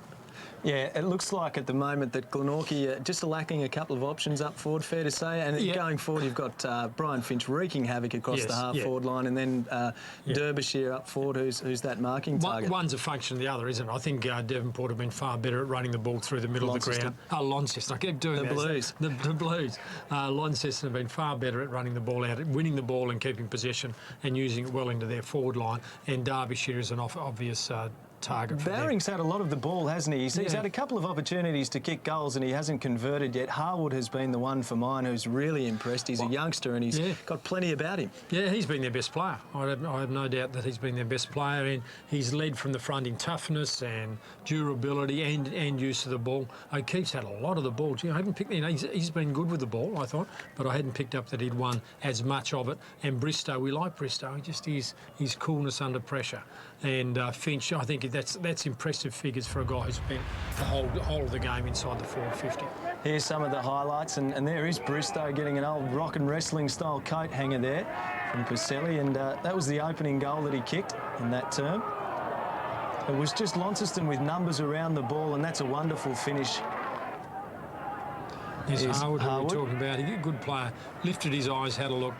That was just one goal, or two they kicked Glenorchy in just the one in that just the one. So Glenorchy and Derbyshire. This goal from well outside 50, and Finch was running open inside the forward 50. If Derbyshire didn't kick that goal, I can guarantee he was going to get a mouthful from Brian Finch, because he was running back towards goal, and a good finish there. Well, he gave himself two chances, really. If it sat up in the goal square, Finch was going to run exactly. on. He's probably, as Chris Smythe called, he's probably going to get another shot at, because he was tackled late after he disposed of the ball.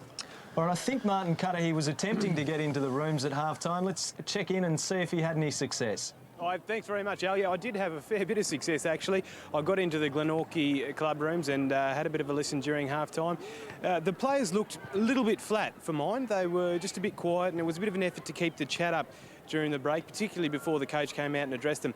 Ben Reid, he wasn't too disappointed, but he said that they need to work harder, particularly at the contests. They need to be winning those contests, and he just thought that they weren't working hard enough and they weren't winning enough.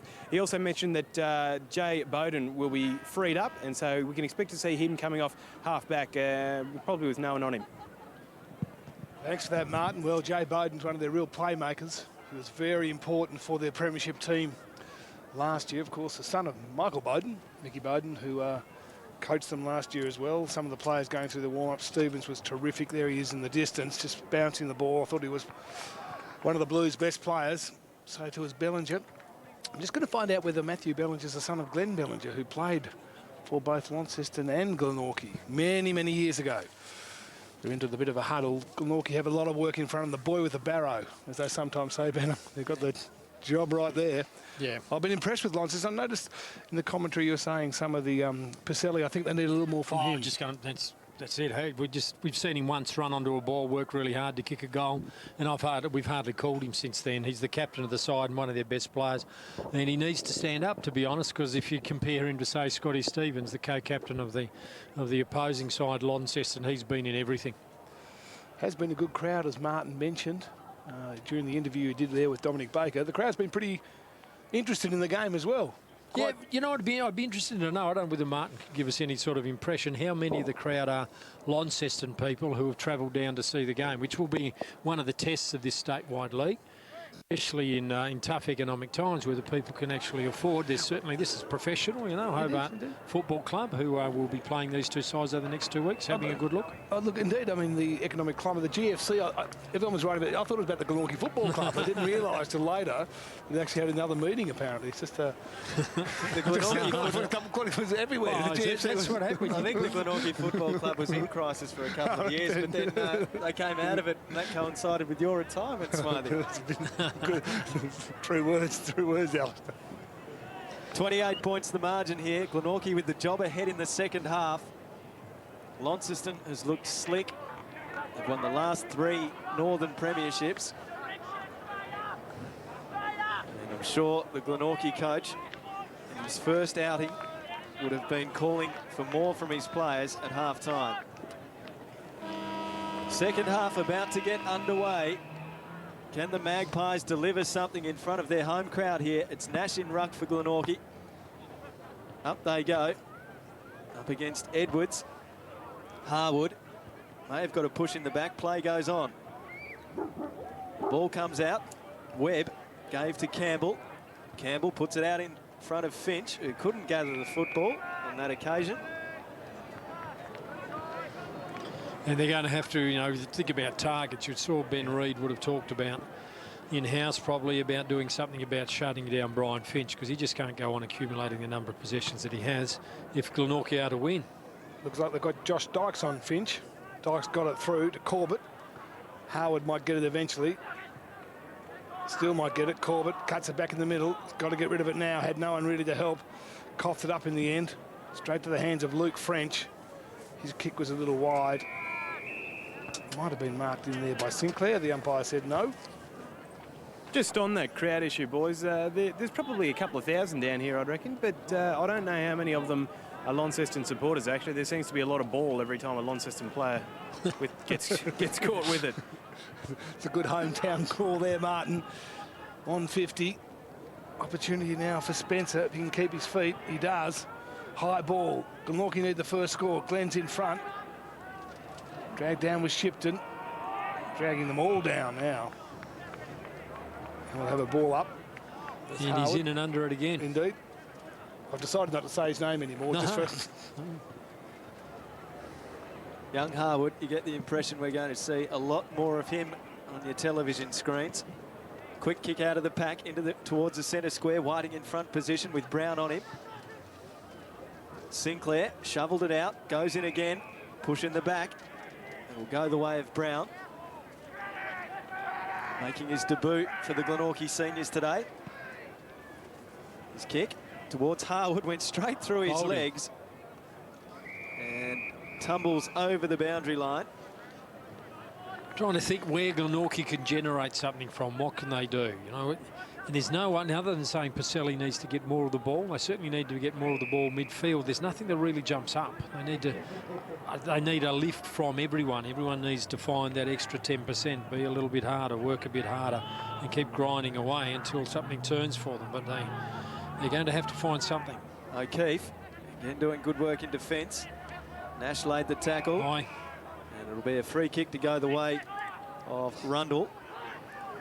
One of the other things mentioned at half-time by Ben Reid was mental lapses. He said players just switched off at times, and they really needed to switch back on in order for them to make an impact. Another free kick plucked out here, going the way of Glenorchy for a throw. Bowden to take it. Goes long. Can they take a mark? Launceston with the numbers and a big mark taken. Gee, it was a good grab. He was third in line. Then it was a terrific mark. Spots up French on the centre wing. Just a defensive side of centre wing. Might have been Gene Savage who took the mark. Muir gives it out wide to O'Keefe. Hugs the boundary. Good kick. Oh, the top possession winner on the ground, O'Keefe, playing out of defence. Good effort. Stevens, banana bend to the back. Muir and Derbyshire. Got the handball. That was clever. Bowden.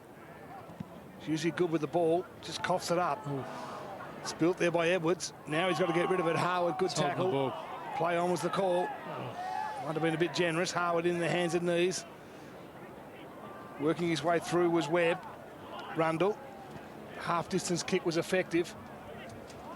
Just too long in the end. Opportunity for Kay. Kay, can they set something up now, Glenorchy? Camerick, two of the Glenorchy players still surviving from that 99 State League Premiership. Chris Glenn's the other. Kay drifts up the field. The former captain, Savage, is well placed behind. And he's put the hands in the back. And Spencer awarded the free kick. Inside 50 they go. Webb charging out to take the mark, and having it robbed was Hunt. Wonderful stuff from O'Keefe. He's been exceptional today. Long on the left boot. He goes out towards Stevens. Couldn't quite take the mark. Bowden gets around him, slips over. Has the presence of mind to get his kick away over the head of French. Can French run onto it again? It's O'Keefe putting his head over it. Great stuff, although Glenorchy still with a chance. A wonderful kick from Harwood. Lands in the arms of Glenn. And Glenn can go back and kick a much-needed goal for Glenorchy. And can this be the spark? Again, Harwood in and under. Hard work. Gee, that was courageous. Go back to Sam O'Keefe. That was a fantastic mark. Beautiful mark, and he nearly denied the Glenorchy attack a second time as Glenn comes in, lets it go from about 47 metres. Coming back, but not enough. And Glenorchy just not capitalising on what few opportunities they get. No, they had some opportunity. That last 5 minutes of the second quarter, they certainly had some chances, but couldn't convert. And when you're five goals down, you need to grab every opportunity. They need to get something that gives them a spark, something that gives them a run on, a reason to believe. Whiting went long. Corbett chopped it off. Corbett might go again. Just lost it. O'Keefe got it out.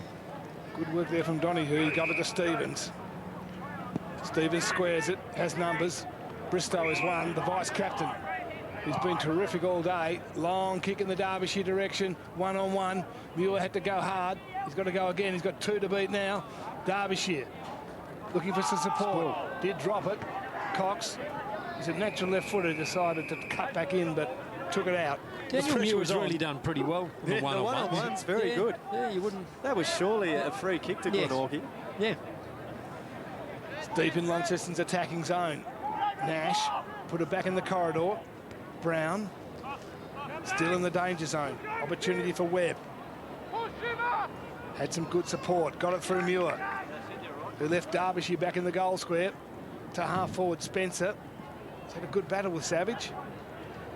Savage worked his foot to it. Spencer still with him. O'Keefe. In fact, it was Campbell. And the Blues clear, but not for long. Bowring takes the mark. Glenorchy, their intensity's gone up a bit. They just need to find an avenue to goal. O'Gary, bit of a blind hand pass, really. Corbett has to go backwards. It might be okay, although the mark dropped by Cox. Cox goes sideways, and that is very lucky. Brown takes the mark, uses Kay. Puts it out in front of Harwood. Now, can he use it? Can he find a target? Goes into the pocket. Hunt's there. Hunt dropped a sitter. It was a lovely disposal again. Here's a chance for Glenn. He's kicked 1 goal 3. Loads up from 50. Has it got the carry from Glenn? Touched on the line. And Glenorchy cannot buy a goal at the moment. A scramble on the goal mouth. And holding the ball is called. It's going to be a free kick to Launceston. They've done everything but score. Everything, and Chris Glenn has been the one most likely to, easily.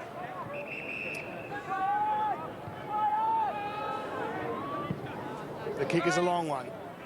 Bristow, 3 deep. Spencer was there. Harwood just works at the ball. The umpire spotted the free. Disposal. I think Harwood will get one. No, come back to Harwood. It's going Glenorchy's way. It's either Harwood or Spencer. The danger of giving a guy a rap and having him let you down badly, I just think if there was one bloke who wasn't going to let his team down in this situation, it'd be this young man right here. Yeah.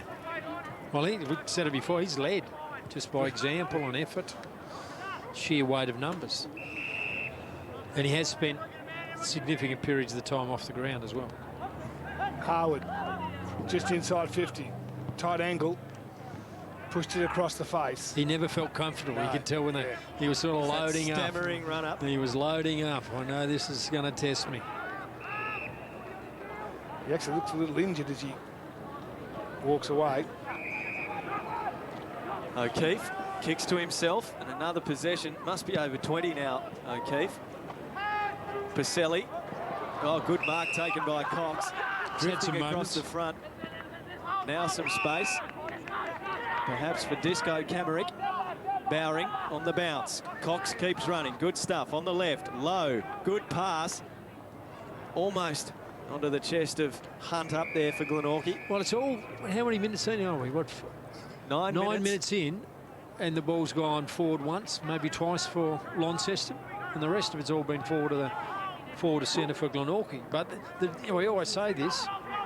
O'Gary snaps. Can they finally get one? They've got one! Yo! Bryce O'Gary gets a much-needed goal for Glenorchy. It's their first goal in quite some time since the 11-minute mark of the second term. And you've got to say much-deserved goal, because they just dominate possession and effort. And McGarry's named him, he's better known as a defending hard, rugged, in and under defender. And he is, as they say, tough as a cat's head. Is that the saying? That's it, guy in the rooms before came up to me, I don't know what it was, he said, watch this bloke, tough as a cat's head. And he has been. He goes about it like that, and he's reaped rewards for that approach attack on the ball today. Free's been spotted. It's going to go Glenorchy's way. There may have been infringement in the centre square, in the centre circle, should I say. More than the ruckman in the middle. And just dished it off. And can you? Yeah, I'm not sure he can, but you can. Really. Stevens has got it. I suppose if he deviates off Finch is too far out to score. Derbyshire up forward. Goes to the pocket. Finch still hanging on to it. He's got to get rid of it now. He goes shorter than Derbyshire, and the kick was good. Whiting. They're still patching up Jamie Kay on the sideline too, boys. I think a bit of blood, but nothing too serious. Thanks, Martin. Whiting is always going to go beyond him. Got it back from Finch. He can go again, this time through Campbell. Kick was smothered. Glenorchy have just lifted their tempo a little bit. Bowden, now he's in some space. And can he do anything with it? Starting to win some football now, Jay Bowden. Good sign for Glenorchy. This man needs to win some more as well. Pacelli to Bowring and Harwood. Can Harwood set something up? He has to go backwards. They need to get the kick inside 50. Hacking it out of the air was Pennyfather. And it lands in the arms of Finch again. Dishes off to Bristow. And he just did what was required. Got it on the boot quickly in any fashion possible to Stevens, who puts it out in front of Derbyshire. And for once, he's well out in front of his opponent, Dan Muir, and can take the mark. It all just broke down in the middle of the field. Got it to just outside 50. Pressure accumulated. You've got to give Launceston credit. They kept chasing, just accumulated enough pressure to force the turnover. And when Glenorchy always looked likely to score, and 10 seconds later, Adam Derbyshire has a shot on goal and should convert. And another poor kick from a set shot from Derbyshire, so doing better work on the run, the big key forward for Launceston. See, the vice captain for Launceston, Bristow's been good. Yeah. The handball from Finch was at his feet. He picked it up and still got it to Derbyshire. You know, he reminds me of, I've been thinking about who it is. The guy who used to play for Devonport, and I've forgotten his last name, Jones. Played state foot, Darren Jones. You watch, he moves like him. Loose-limbed, laconic, but highly effective. Well, according to you, Benno, Devonport are playing out there for half. I'm just trying to broaden our audience. French has got it to centre wing. Spencer's got to go hard. He's got 2 to beat. This Shepherd was effective. Bursting through was O'Keefe in front of the Launceston supporters. He's got good hands. I like O'Keefe. Finch goes in the Derbyshire direction. Little Long had to sit up for it at the end of the numbers were coming for Glenorchy. Remember, there was also a Brett Jones playing. This is, that was his brother? Don't think so. Sure. They need to get it out of there, Glenorchy. Camerick was in there, and McCrimmon wraps up an opponent in Dykes. It's great to see the next generation of players coming on. Gee, his father was a champion footballer in this state, Robbie Dykes. Glenorchy, I think, went on to coach New Norfolk as Brown gets the kick quickly out of there. Bowden and Rundle. Bowden does nicely, controls the ball. Rundle couldn't lay the tackle, and he wins that mini battle between the two of them, although the kick is not good. Kerwin feeds off. Now it's with Bristow. Bristow usually uses it well. Good stuff again from Muir. He's doing an excellent job back there. And a push in the back awarded here. It will go the way of Launceston. Glenorchy have been just a half step off the pace a couple of times. You know, they just got run down in the end. Then again, Bowden, you know, he got clear, and then great persistence from the chase from Launceston, from Ty Rundle. Terrific persistence, but again, they just missed by that little bit of oomph, that little acceleration off the mark, that hanging onto it just too long. I reckon Seth McCrimmon's tattooist has got RSI. He's going to kick from about 40. That's a better effort. Missed one earlier, gets this one. And Launceston extends the margin back out again. And again, it happens a lot, doesn't it? Glenorchy have been the side dominating possession and attack and look most likely to score. Let's watch this. In the back, pretty clearly, I think. Carried him forward in the tackle. Tried to turn him, did Josh? Didn't work. Didn't work. Simply didn't work. And you couldn't get straighter kick than that. And it's stretched out again.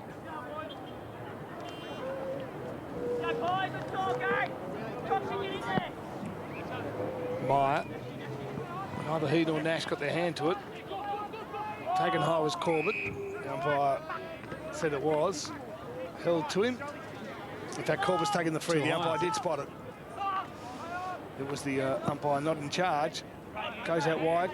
Spencer, good hands. He's led well. Yeah. Spencer. Hasn't had a lot of room from Savage. He's too far out to score. Goes in the Hunt direction, deep in the pocket. It's a nasty pocket, that one, to kick goals from. Taken out of it. Cox. Pacelli. With some traffic. Still with Pacelli. His left foot just didn't quite make clean contact. Arnold was taken out of it. O'Keefe there. Good tackle. Came from Harwood. It was on Campbell, in fact. I reckon Harwood's tackle count would be just about in double figures now. Yeah. He has as many tackles as possessions, I reckon. He's been wonderful. 15, 20 metres out from their goal.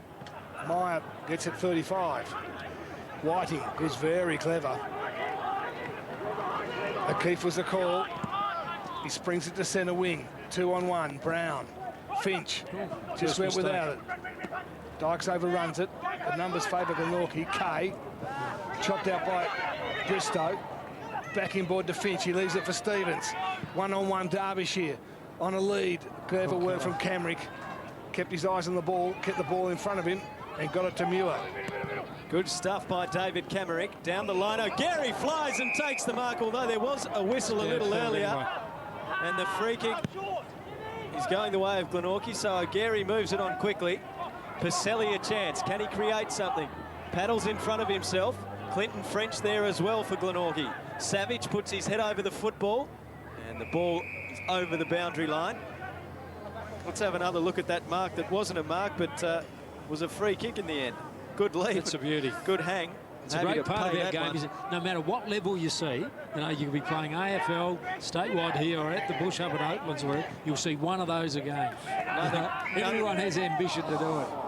We've just seen another classic case of the skill on show from Tim Bristow. It's coming back, though, with determination. Cox takes the mark. He can handball over the top. Bowden can run towards the 50. He can have a shot at goal, but he goes for the short option, and the mark taken in the pocket by French. Clinton French is a good kick at goal. He's a skilled young player. But this is that pocket Chris Smythe was talking about as being very difficult to kick goals from. Martin Cuddy will run out over the line in a minute and just advise him. Just whisper in his ear and say, tell him what the wing's doing. Just aim to the right hand goal post. It's got to go right, left, then back right again. So that's why it's tricky. French. Good looking kick across the face of goal, though. And another behind to Glenorchy. So that behind tally mounts to 8. And they're 5-8-38 and trailing by 26 points. I couldn't get over to him in time. Sorry, Benno. Thanks, Martin. It's your fault, Martin. O'Keefe to himself. Goes in the my direction.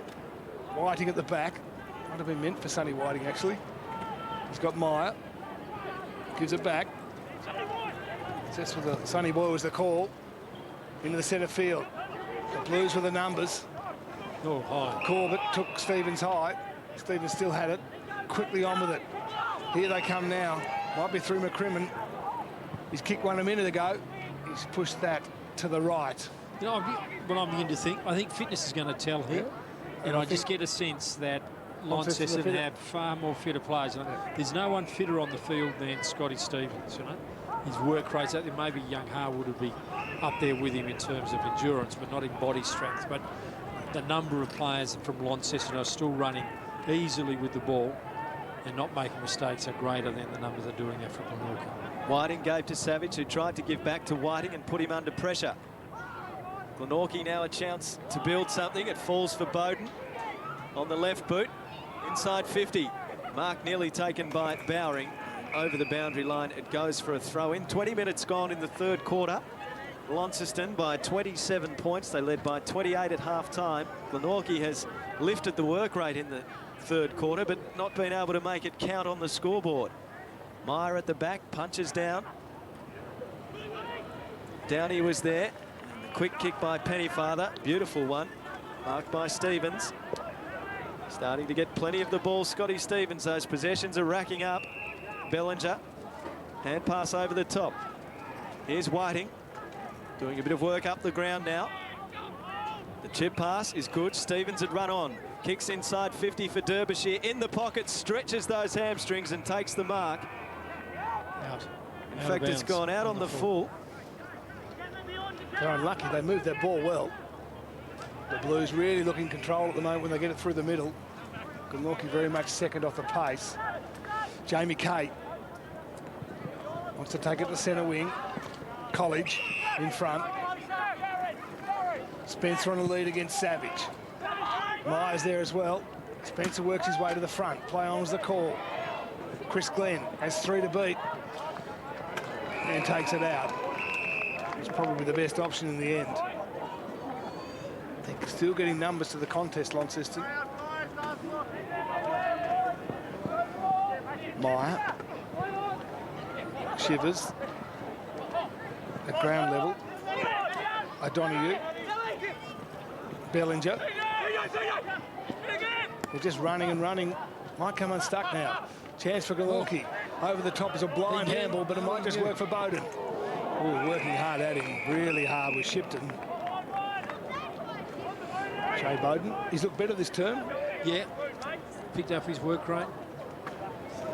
Vice captain at 20. Big ask.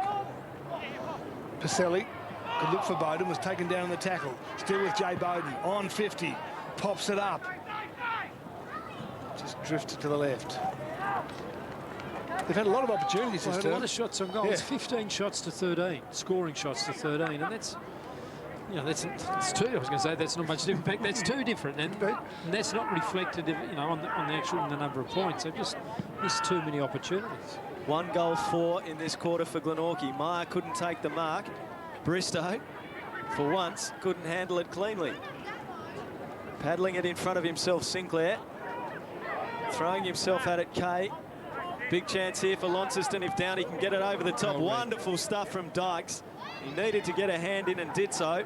Kay goes again. He's got cuts all over the head. He'll probably be off in a minute for the blood rule again. Gee, he put his body in then. Leading by example, the veteran at 32. Harwood runs onto the bouncing ball. Shepherd / push in the back. Allowed him to run away.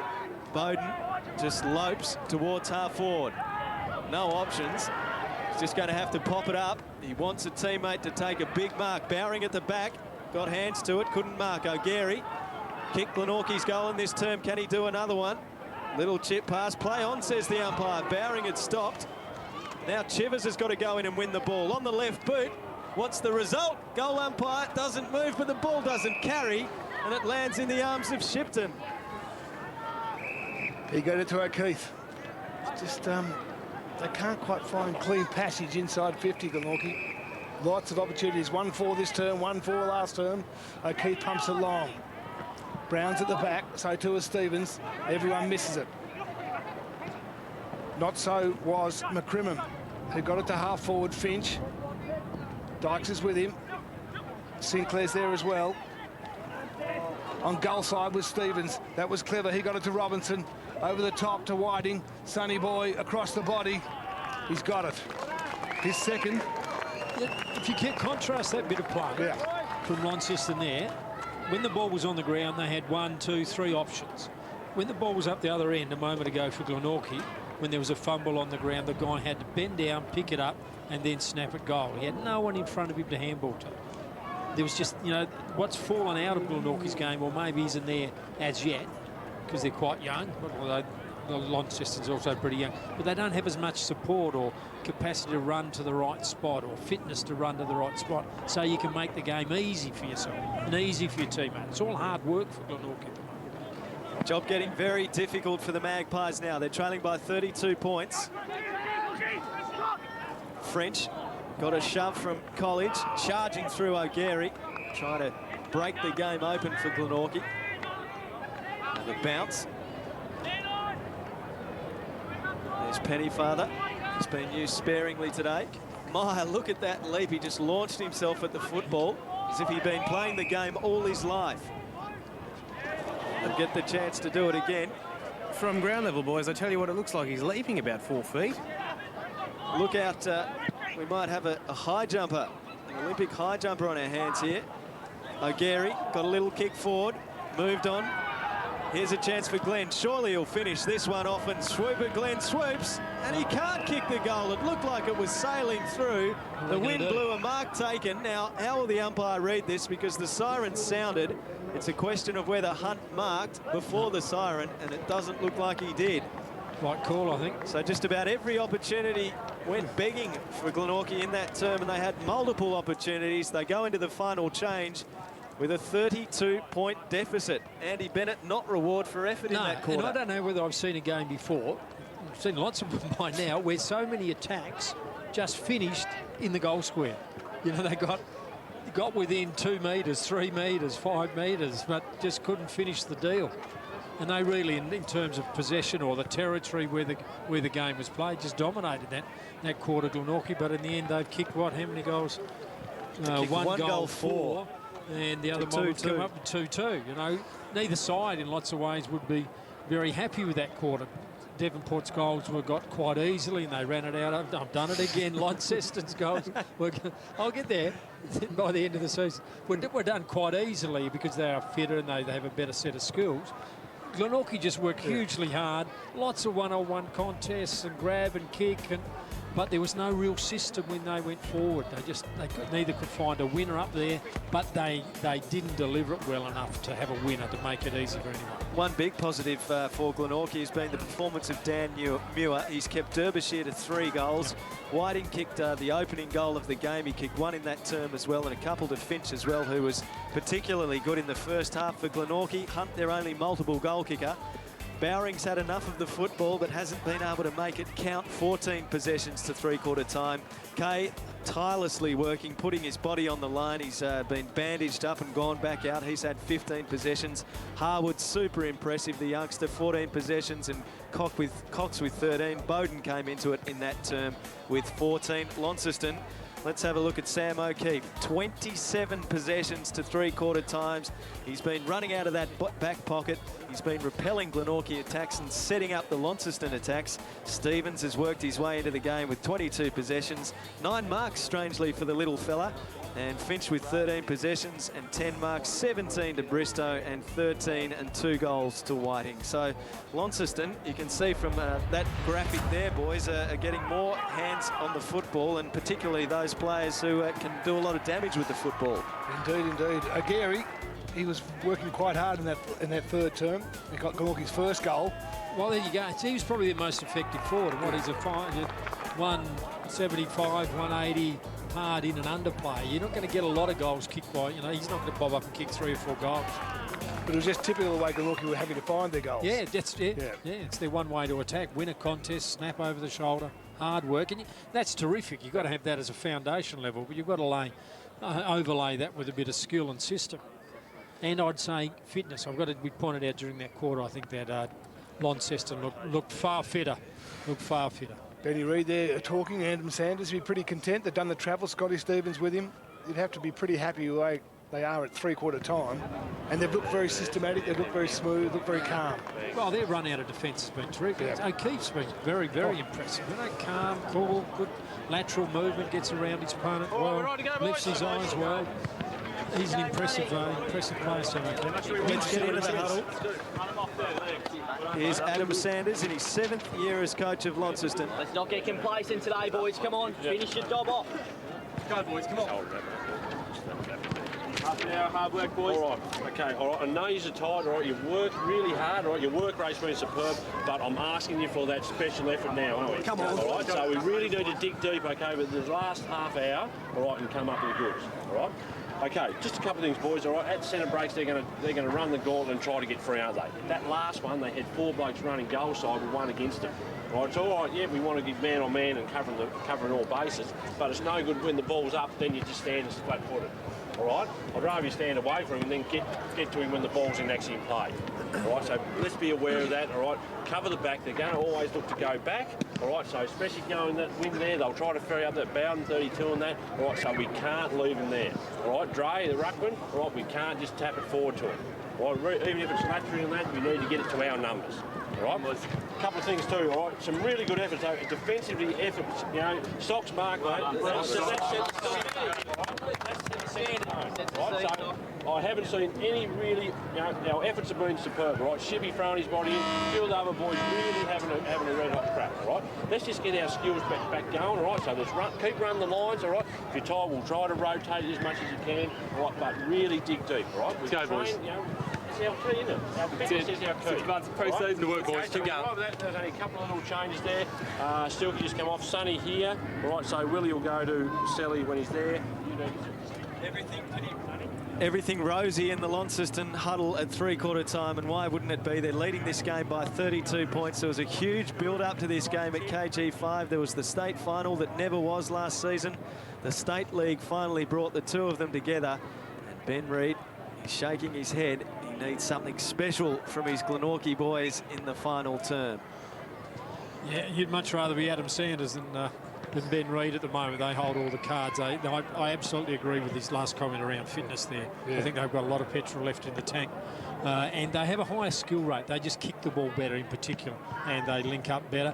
And he's right. I would be asking for a real special effort, not let this drift away, because you would know it's a long way forward. But Glenorchy are likely to be around and about during the year. They're going to be, they'll improve and they'll be a better side.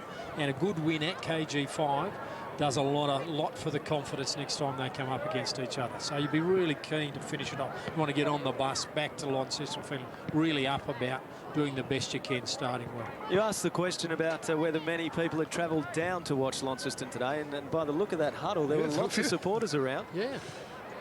Well, the Colts played beforehand. They were well supported as well. Let's get down to Martin Cudahy for his thoughts at three-quarter time. Well, thanks, Al. I was listening to the huddle there, and Ben Reid had quite a bit to say for Glenorchy. He said that they can still win. He said if we start playing some proper football, if we start playing football the way that we're able to, that's Glenorchy, then they'll be able to swallow up those 6 goals pretty quickly. We can expect to see a few things differently. He's put Lyndon Carlton onto Adam Derbyshire, so that could be quite an interesting matchup, particularly in this last quarter.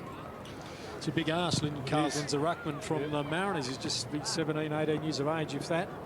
And Muir, I don't know where he's shifted Muir, because I think Muir's done a good job, but I suppose he's trying to create something positive. You can't keep trying to save the game by having Muir just keep doing a good job on Derbyshire. You actually have to generate 6 goals more than your opponent in the last quarter.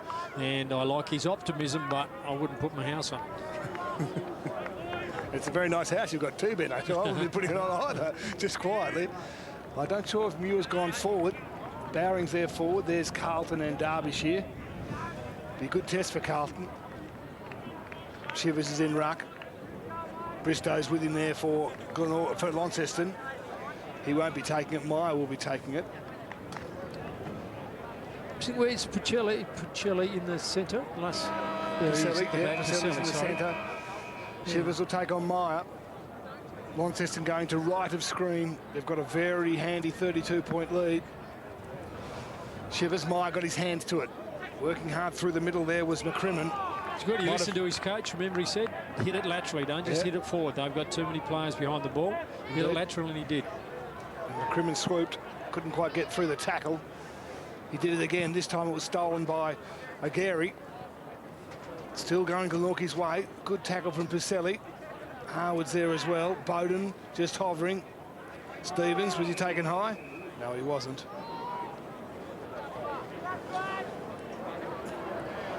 Jay Bowden, he had the job on Stevens earlier. Now he's been freed up. Meyer just got his fingertip to it. Quick kick came from Pacelli. Didn't go very far. Lots of families at the footy. Indeed. That's the idea, to bring them back. Have a kick at half-time, quarter-time. That's the way you get young kids to play the game. Meyer again got his hand to it. Gary was there, so too was Jamie Kay. And we've been playing 1 minute and 13 seconds, and it's gone all of 6 metres. Yeah, sideways. Sideways.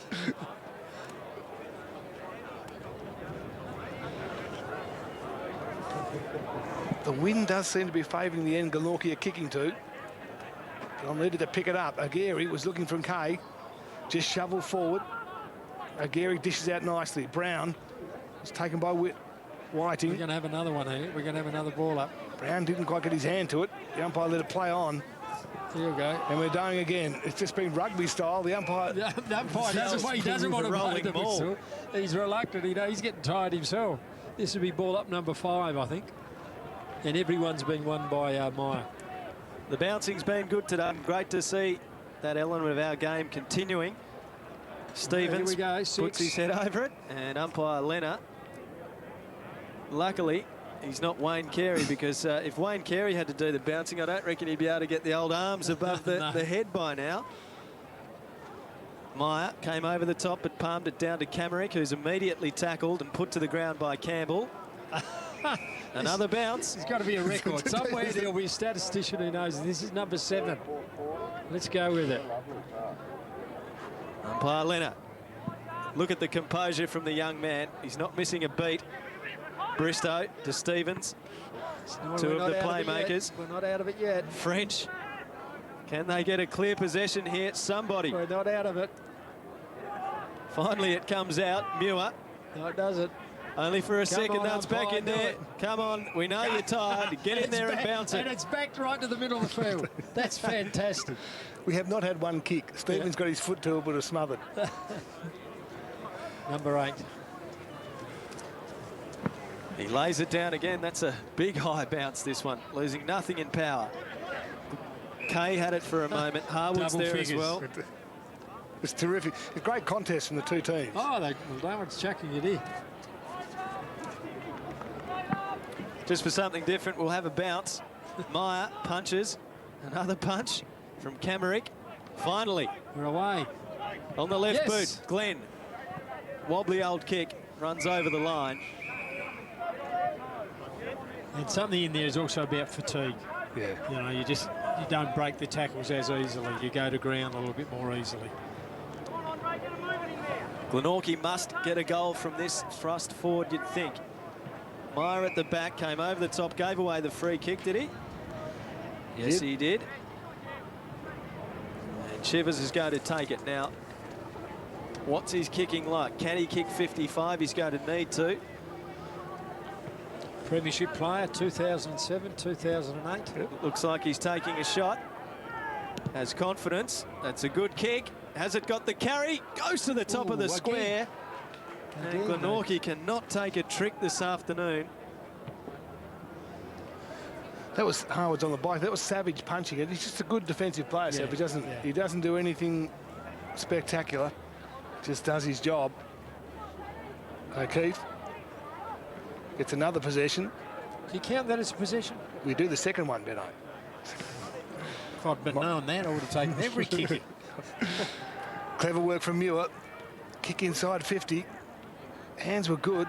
Might sit up now for Bowden. Across the body. He's drilled it. And they need bounce up, show huge enthusiasm, excitement, belief.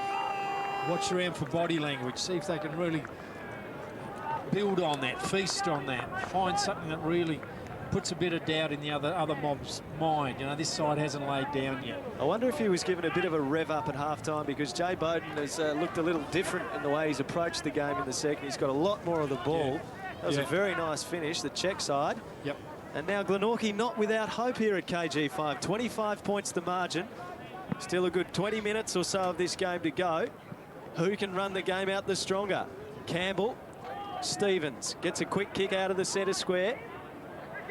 Bristow keeps paddling it forward. Finch has gone out of the game a little.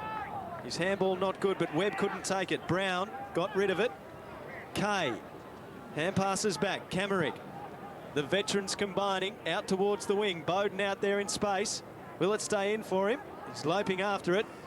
He runs like his dad.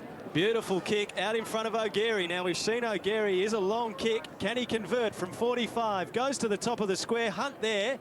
Gene Savage couldn't take the mark. It comes to ground level. Little hack at it by French.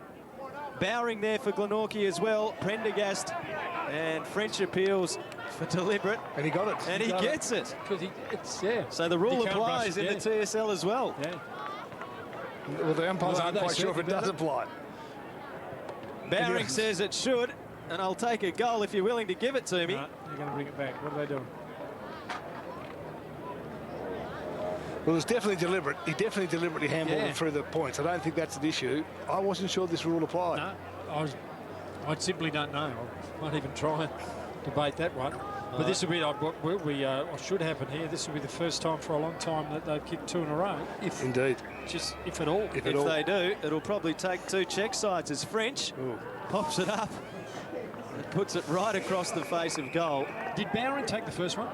He did, and I think he popped it through. Yeah. Big Brennan Savage in his 50th game for Launceston.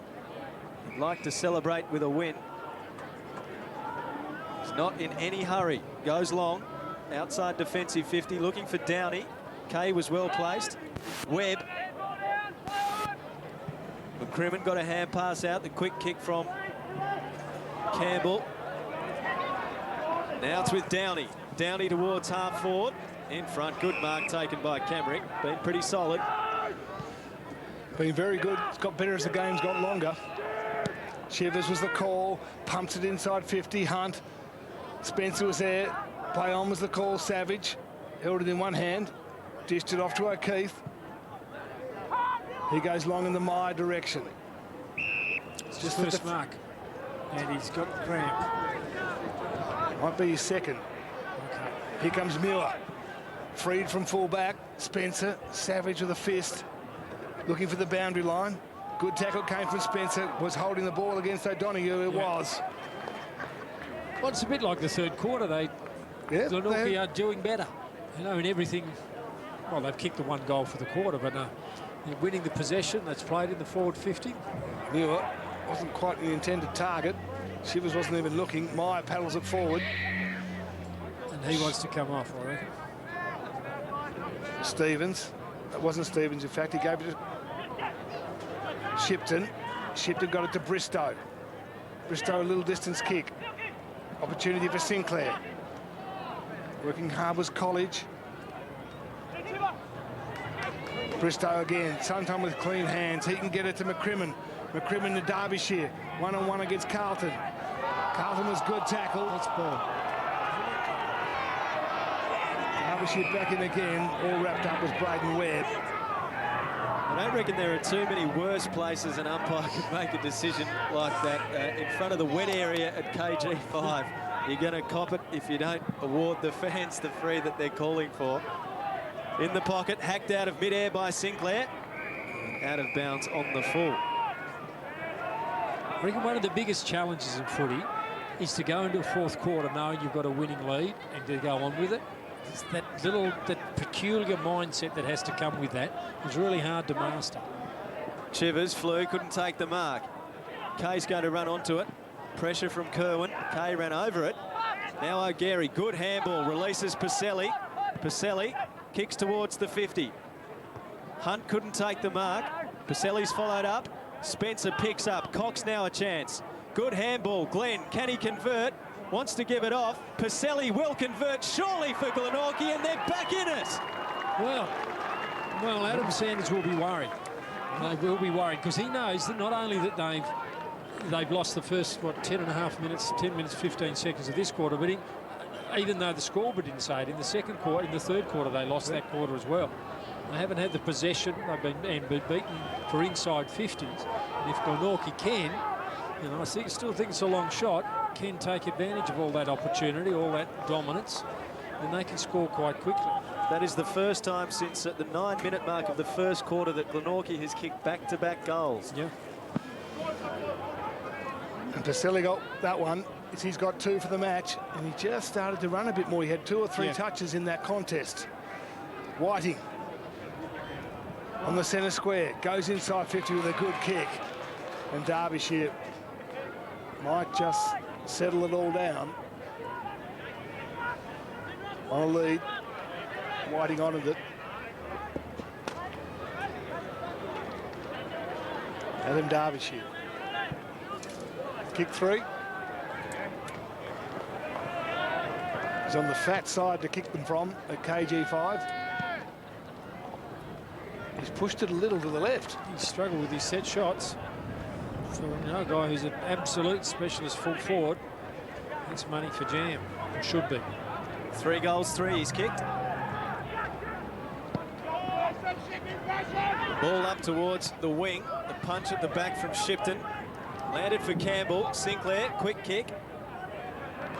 And that shouldn't be paid because the hand of was young Dykes. I thought it affected that ball, but Derbyshire has been paid in the pocket. He's taken the mark, according to the umpire. And that breeze has picked up a little bit too, boys, so he'll want to be a bit careful. Haven't seen many goals kicked from this pocket today. Can Derbyshire do the business? Yes, he can. No, he can't. No, he can't. So the trend continues. Chris Smythe, you know this ground well. Incidentally, fellas, this ground is 1 metre difference in dimensions to the MCG, so plenty of space out there, and that's probably why they're finding it difficult to kick goals from the pocket. Particularly that pocket.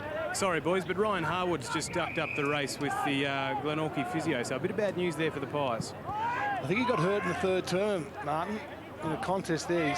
His leg, I think, was hurting before. He hasn't just run as freely since. He seemed to be stretching his hamstring beforehand, so whether it was that or something else, I'm not sure. Glenorchy with the numbers of the ball. Camrick to centre wing. Spence, they've got 4 to fly. Pacelli stayed down. So too did Bellinger. And the umpire said, I'll have it. The contest is still on. Just cramping there was Shipton. Jogging back was Braden Webb. It's been okay at half-back. Pacelli went without it. Stevens didn't. Ball was a call. Tackle came from Andrew Nash. It's been a beautiful day at KG5. Sun shining. Footy's been good. Play on's the call. Nash got it moving forward to centre wing. Important contest. Chris Lem was second there. Working hard was Kerwin. The umpires called it again. 21 points the margin. Midway through the final term. Glenorchy trailed by 32 points at three-quarter time. Pacelli was in there. Couldn't get it clear. Bowden gets the clearing kick. Savage in good position here for Launceston.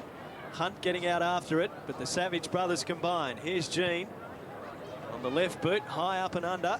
Camerick, best placed, but it bounces over his head. Good pick up from French.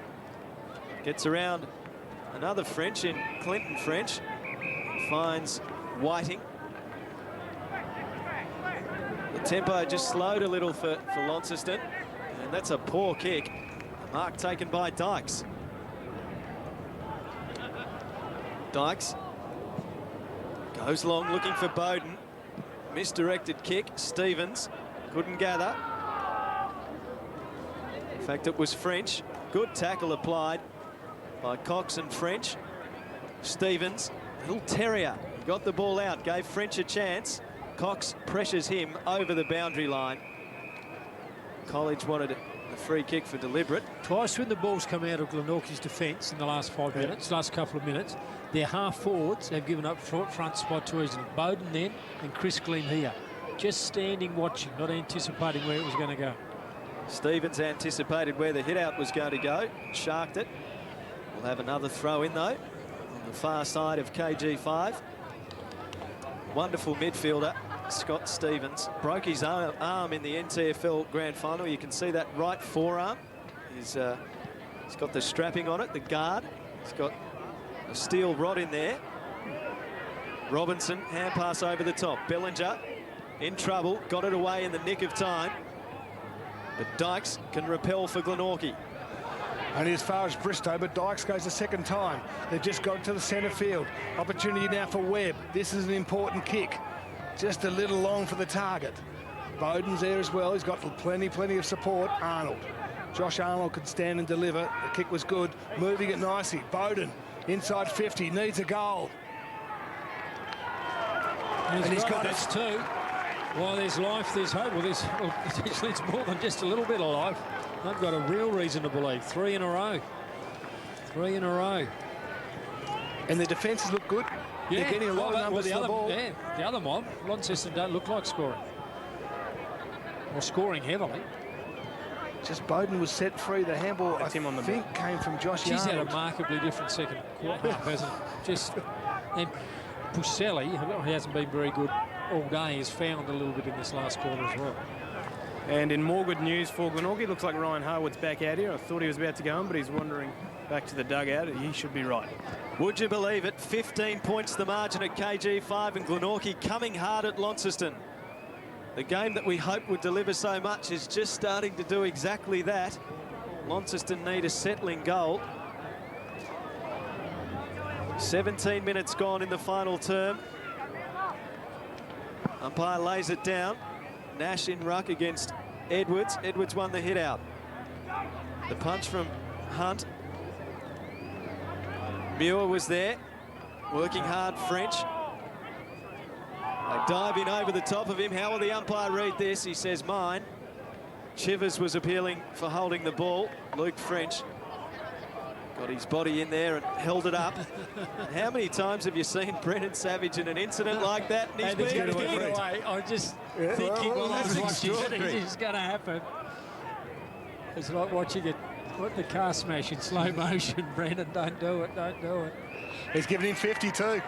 This is really, this is interesting. This will go to the goal line. Well, it's...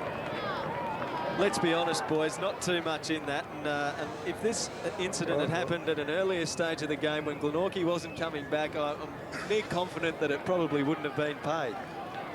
Anyway, it's going to be Chivers to get Glenorchy back within 9 points, and he makes no mistake.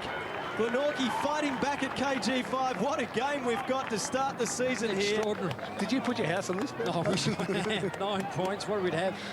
Well, we'll probably have another 10 minutes, 5 or 8 minutes, something like that left in the quarter. Here it is. So there's plenty of time. There's not much at all.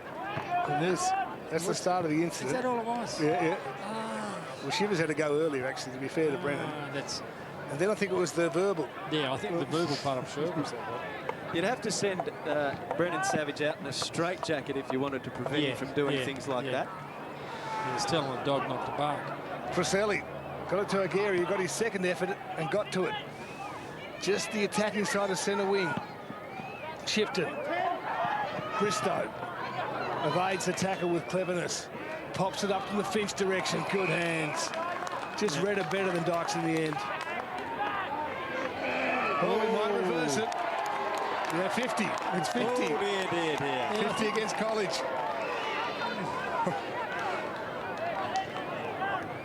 You don't want to see umpiring. Well, I know they're both technically wrong acts, aren't they? I suppose it's there. Finch will go. It's back out to 15 points. Launceston's first for the quarter. And Finch has been pretty good, has got 3. He's been very good. Quieter in the third quarter, but very effective in the first. He's just got very strong hands. Very clean, one grab player.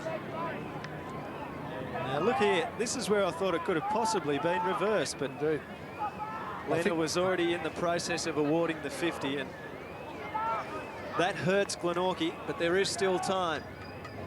Well, it should galvanise them. No, it's just the next 5-10 minutes has to be furious. Seth McCrimmon looks pumped. He's on ball. Charging through Pacelli. Can he break it open? Cox there for Glenorchy. They lock it up. A bounce. 60 metres out from Glenorchy's goal. They kicked the first 4 of the final term after trailing by 32 points, and Finch has steadied for Launceston. Stevens may have got one in the back. Bellinger and O'Gary. Kerwin besieged by O'Gary. Taken down. How will the umpire read this? Favourably for Kerwin. Great stuff from Glenorchy. They haven't looked like it this afternoon, and they've come with a rush. College. Jared College has been dragged too after that incident, giving away that 50. He's back on the bench. He'll be disappointed. It's Harwood's back on the ground. And it's at half forward for Glenorchy. Nash against Edwards. Nash got a fingertip to it. Bristow, who's responsible for partly for the last goal to Finch. Terrific to watch. He squares it up. Good hands, Finch against Dykes. Great mark. Oh, he might have hurt his... No, he doesn't look good. He's got one in the head, I think, hasn't he? Yeah. No, he's got in the head. He's... Both of them in a bit of trouble. Look at Scott Stevens. He knows exactly what to do in this situation. Yeah, Kevy's there. Oh. Nasty collision. Fantastic courage from both players. A magic mark.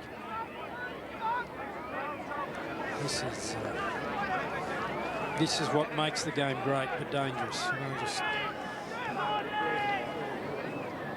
both players putting your down. body on the line. Just watch. Take another look at it. Bristow, a smooth-moving Launceston player. He put it up, and both his teammates just wanted it. Bang. Oh, it's the head, I think, on the ground. Hit the head on the ground, and you can see the eyes roll. Yeah. He is out to it. Yeah. So, and the other player in the I can't pick up, though, and I didn't see it in the context, the number it was. The medical staff from both teams assisting here. It's Chris Hutton, the physio for Glenorchy. It was very swift work from Scott Stevens. He took control of the situation. We've got a game of football going on out there, and one in which his team's really having its lead eaten away at, but he was prepared. He saw the incident, he knew something was wrong, and he was prepared to forget the football and just go straight in and make sure his mate was okay. It was very well handled. So we're going to have a significant delay here with 2 players to be stretchered off the field, although one is getting up, and it's Rundle. Yeah. It's Ty Rundle, and he is looking as groggy can be. A good sign, though. He's up on his feet and he's moving, but the same cannot be said for Brian Finch. He did move his legs, we can see that. But, his is more ribs, I think. His, by the looks, or hip fall. We'll get Martin Cudahy to... I think it was the blow on the ground, sorry. To find out exactly the state of Brian Finch as soon as is physically possible. Now, we'll have another look at this incident from a different angle. And you can see that Finch just hits the head on the ground. And these grounds early in the season are often a little drier and a little harder. Well, he had no chance to break his fall at all. You know, his head broke the fall. Now, I've seen Ben Reid come out of the Glenorchy coaches box. He's right in front of us as Ty Rundle... He wants his players to come over, I think. Carried off the field. I think he wants, the players who are just stretching at the moment to come over. He's ushering them towards him, right in front of our commentary position. He can sense something here, Ben Reid. Like he can't go inside the fence. No. But I suppose there's nothing to... I have seen players, Ty Rundle is looking, he just wanders off. He looks okay, Ty Rundle, which is great news. I mean, he's obviously hurt, seriously hurt, but he looks okay. Maybe winded or bruised ribs or cracked ribs even. And of course, the players can't leave the field of play either without going through the interchange. It's Ty Rundle, just Benny Reid's addressing the players just in front of us as Ty Rundle slowly makes his way up. There they are, the Glenorchy boys. I wonder what what goes through your mind. You know, I'm trying to remember when you're trying to evoke that feeling that when this happened when I was playing, you know, when an opposition player went down at risk, you know, what it does to your psyche and your thirst for the contest and your will to win after this. Certainly, you know, something like this puts everything in perspective, but there's something that beats really strongly about, you know, the will to win in any football. I say, how they adjust to this, and will Launceston be more affected by it than Glenorchy, or vice versa? Will Launceston be galvanised? Let's do it for Brian. You know. We'll take one last look at this, because the irony is any coach would commend a player that put his body on the line like this, but you see the result. And his eyes just roll back. But he is now blinking, his arms are moving. So Brian Finch is at least awake and okay. It's just a question of whether he's done any bad damage. I'm sure a bad concussion at the very least for Brian Finch, who, might I add, boys, has had a very good game today. He had an excellent first half. He's kicked 3 goals across half forward. He's been in just about everything for Launceston. Never a good sight to see a player go off the field in such a fashion. But you can only commend his courage and put the body on the line. And Ty Rundle as well, the other player involved in that incident. There's not much of him, but... he is moving his arms around, though. He looks like he's... Fantastic that he's going off up through the area, which is largely patronised by Glenorchy supporters, and they're applauding him off the field. It's good to see. This is community footy, the Tasmanian State League, and even in the face of adversity, hopefully we'll have a good outcome for Brian Finch. The footy's back on now. Downey goes inside 50 to Derbyshire, who marks on his chest. He can really honour this effort. He should just go back, grab the moment, kick the big goal. Well, he can roost it a mile in the sky when he... just not certain whether he wants to do it. Yeah. He's going to kick from right on 50. Derbyshire should eat this for breakfast. Is it coming back? It hasn't got the carry, so the ball is consistently holding up at that city end here at KG5. Little hand pass from McCrimmon. Quick kick. That might be a goal. It is. And that's the response I was asking. Who's going to, who's going to jump out of the blocks after that? Campbell has got his first for the afternoon and a vital goal for Launceston. They've just seen 2 players leave the field after a heavy collision, and that's the perfect response from the Blues. And I want to sing that guy's praises with Campbell. I think he's had a fair time, I'm trying to read it, fair bit of the time on Pacelli, and we've been saying Pacelli hasn't been effective, and we've been sort of putting that down to Pacelli's lack of form, but really Campbell's done a pretty good job on him. He's been very tight on him most of the day. And he got it again. He got it to Bellinger. He got it to half forward. Derbyshire's moved up the ground a little. Bristow, that was clever. Opportunity now for the Blues to really drill the nail. And that's a great goal. Sinclair. Bristow, Sinclair, Derbyshire. And it started from Campbell. And the lapse, the break in play has impacted on Glenorchy more than it has Launceston. They haven't had a possession, I don't think, since the restart of play. Glenorchy haven't kicked the ball. Just a quick update on those injuries, boys. Brian Finch was actually knocked out, but the word from the Launceston medicos is that he's with it now, but he was knocked out. And as for Rundle, yeah, it appears to be rib damage. They're not sure how bad at this stage, but definitely ribs. Thanks, Martin Cudahy. The margin is blown back out again to 27 points. Pacelli got a little hand pass. Bristow always manages to look like he's got more room than he really does. Camerick there for Glenorchy, tackled by Stevens, driven into the ground, and a free kick. In fact, it's Jamie Kay. Free kick to Jamie Kay, former Glenorchy captain. Goes to Harwood. Harwood, little chip pass, finds Chivers. So you'd have to think probably only 6 or 7 minutes to go in the game, so probably not enough time for Glenorchy now. Long kick inside 50. The target was there in Nash. He couldn't take the mark. Pacelli. 3 Launceston players make it 4 as Meyer gets in there and helps lay a tackle on the Glenorchy captain. They'll have a bounce. 25 metres out from goal. Meyer. Savage gathers, didn't get an effective disposal. The ball comes out for Bowden. Bowden, another banana. Has he got it through? That's he has! Wonderful goal from Jay Bowden, his second check side for the term. He's kicked 3 goals for the game. And what a second half he's had. Maybe just the faintest of hope for Glenorchy. He just allowed himself a little smile there. He's pretty happy. He's not just 3 goals for the game, it's 3 goals for this quarter by my reckoning. That's an extraordinary performance in 1 quarter after he had a very, very quiet first half. But you've got to give him credit. He's given Glenorchy a real shot at it in this last quarter. Has been one of the reasons. And they're having a good laugh. That's Bristow. Good. That's good. They've both been pretty good. From right out. He got it again, Bowden, only as far as Kerwin, who got a game bit to Bristow. Bristow's got some pace. Half forward at the back was Webb. Dykes. Camerick went without it. Shoveling in hard was Webb. That was Alex Webb. Bowden again, Meyer. The umpire might say, I'll have it. 21 points, 4 goals in it. Just outside 50 for Launceston.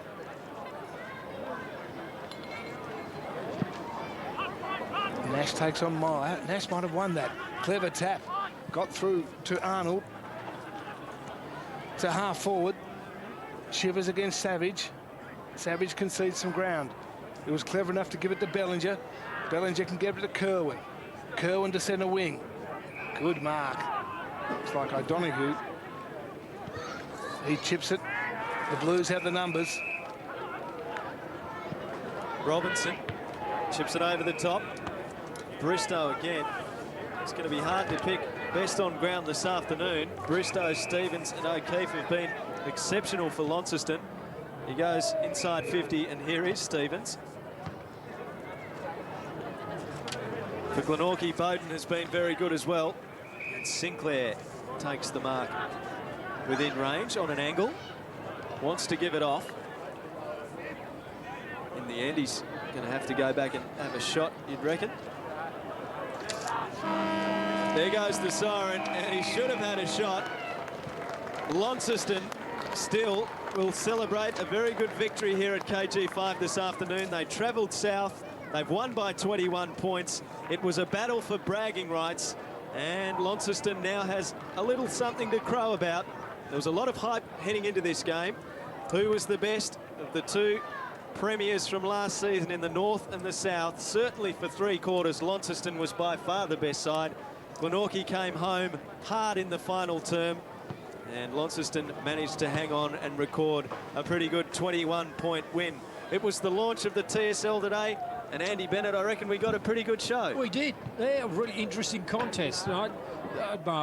Launceston, I think, after the first 5 minutes or so, always looked to be the better side, more accomplished, kick better, highly more skilled, fitter, more good players up and going on the day, more avenues to goal.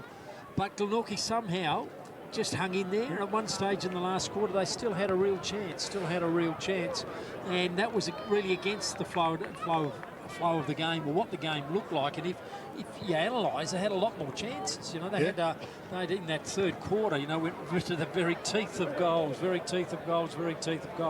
they didn't convert. They've ended up with 20 shots to Launceston's 21, so it was very, very tight.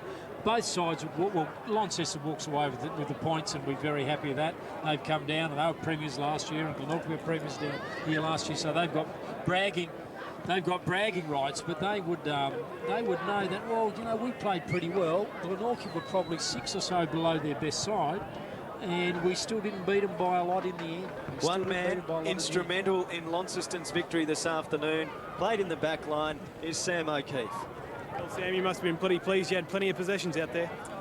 Yeah, it was a good day for us, mate. It was one of those games we had no idea really what they were like, and that's going to be the case for most of the southern teams. But yeah, we're really happy to get the points today. It was a hard game. It was pretty free-flowing the first 3 quarters, but that last quarter, they came back at us hard, and we did well to hold up. That's what I was going to say. They did come back at you hard, a bit in the third, but more so in the fourth. Were you expecting that? Yeah, we were. Obviously, they're a good team. They won the last 2 premierships, I think, and they've got a lot of big bodies. So they did come at us hard. But after what happened to Brian and Ty Rundell there, we got together well, and yeah, we held up. You must have been pretty pleased with the way that you moved it out of full-back and half-back. Yeah, you found a bit of space today, which was good. Yeah, it seemed to be, especially coming down from this end, this grandstand end, there seemed to be a lot of space coming out, and just use that wind to our advantage. Yeah, it worked well. That's what I was going to say. The wind, it plays havoc here, especially down in this pocket. Yeah, well, we've heard since this grandstands came down, the winds swirls through here, and it really was like that today. The ball, except wanted to go in that bottom corner there, but we tried to play this top side, and I think it worked well for us. No worries. Are you looking forward to the rest of the season? Yeah, we are. It's going to be a good year, I think. We're all looking forward to it. We're fit, and yeah, we're ready to go. So, yeah. Thanks very much. Thanks, mate. Cheers. They have been the benchmark in the north for 3 years. They've won the last 3 NTFL premierships, and Andy Bennett, on what we saw today, you'd have to think they're a real contender in the TSL in its first season. They come to us with a good pedigree, don't they? They've been a top side, the top side for the last 3 years, so obviously they're accomplished. The unknown, I suppose, is how does the north stack up against the south? And on the measure of that, they say, well, you'd have to say, well, they're more than there. Although we will say, I think Glenorchy will improve on that, and there'll be lots of good sides running around now. I think we're going to have a very exciting competition. And just for no other reason than I knew nothing about Sam O'Keefe before today. I'd seen his name on lists, but it's an accomplished, highly skilled, dedicated, fit footballer who's a pleasure to come and watch. And it gives these kind of players the opportunity, doesn't it, to week in, week out play against quality opposition to show that they're capable of perhaps playing at a higher level. Do you think that there is the potential here, and we can hear the rooms are starting to erupt, so we might just pause there and head in there.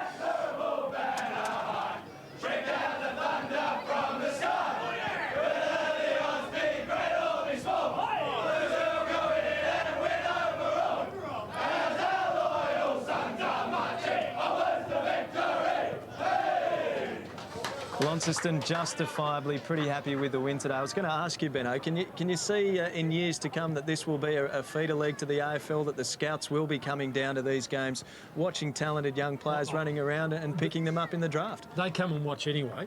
But what it might do in terms of recruiting is it gives guys second chances, more guys second chances. The VFL side actually did that, and we saw that as results, like Robinson, who went this year. Actually, he was an over-age Mariners player, and there's a number of players who did this.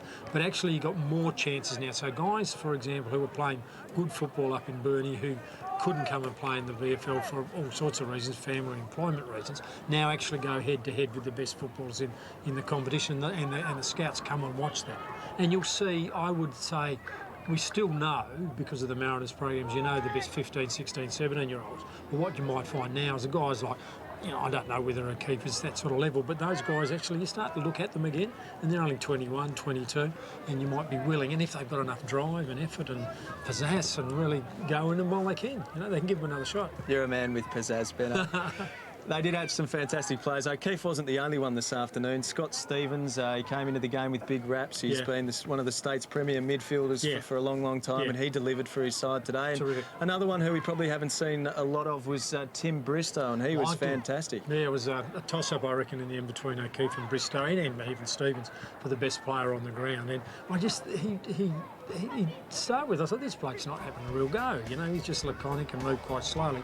But in the end, he just kept getting possessions. He's had 25 of them there. Stevens has had 25, and O'Keefe 28. And remember, O'Keefe's 28 all came in the back half just from running out, and he got them in a number of ways. He did win his own ball, but he also ran so well and he delivered it so well.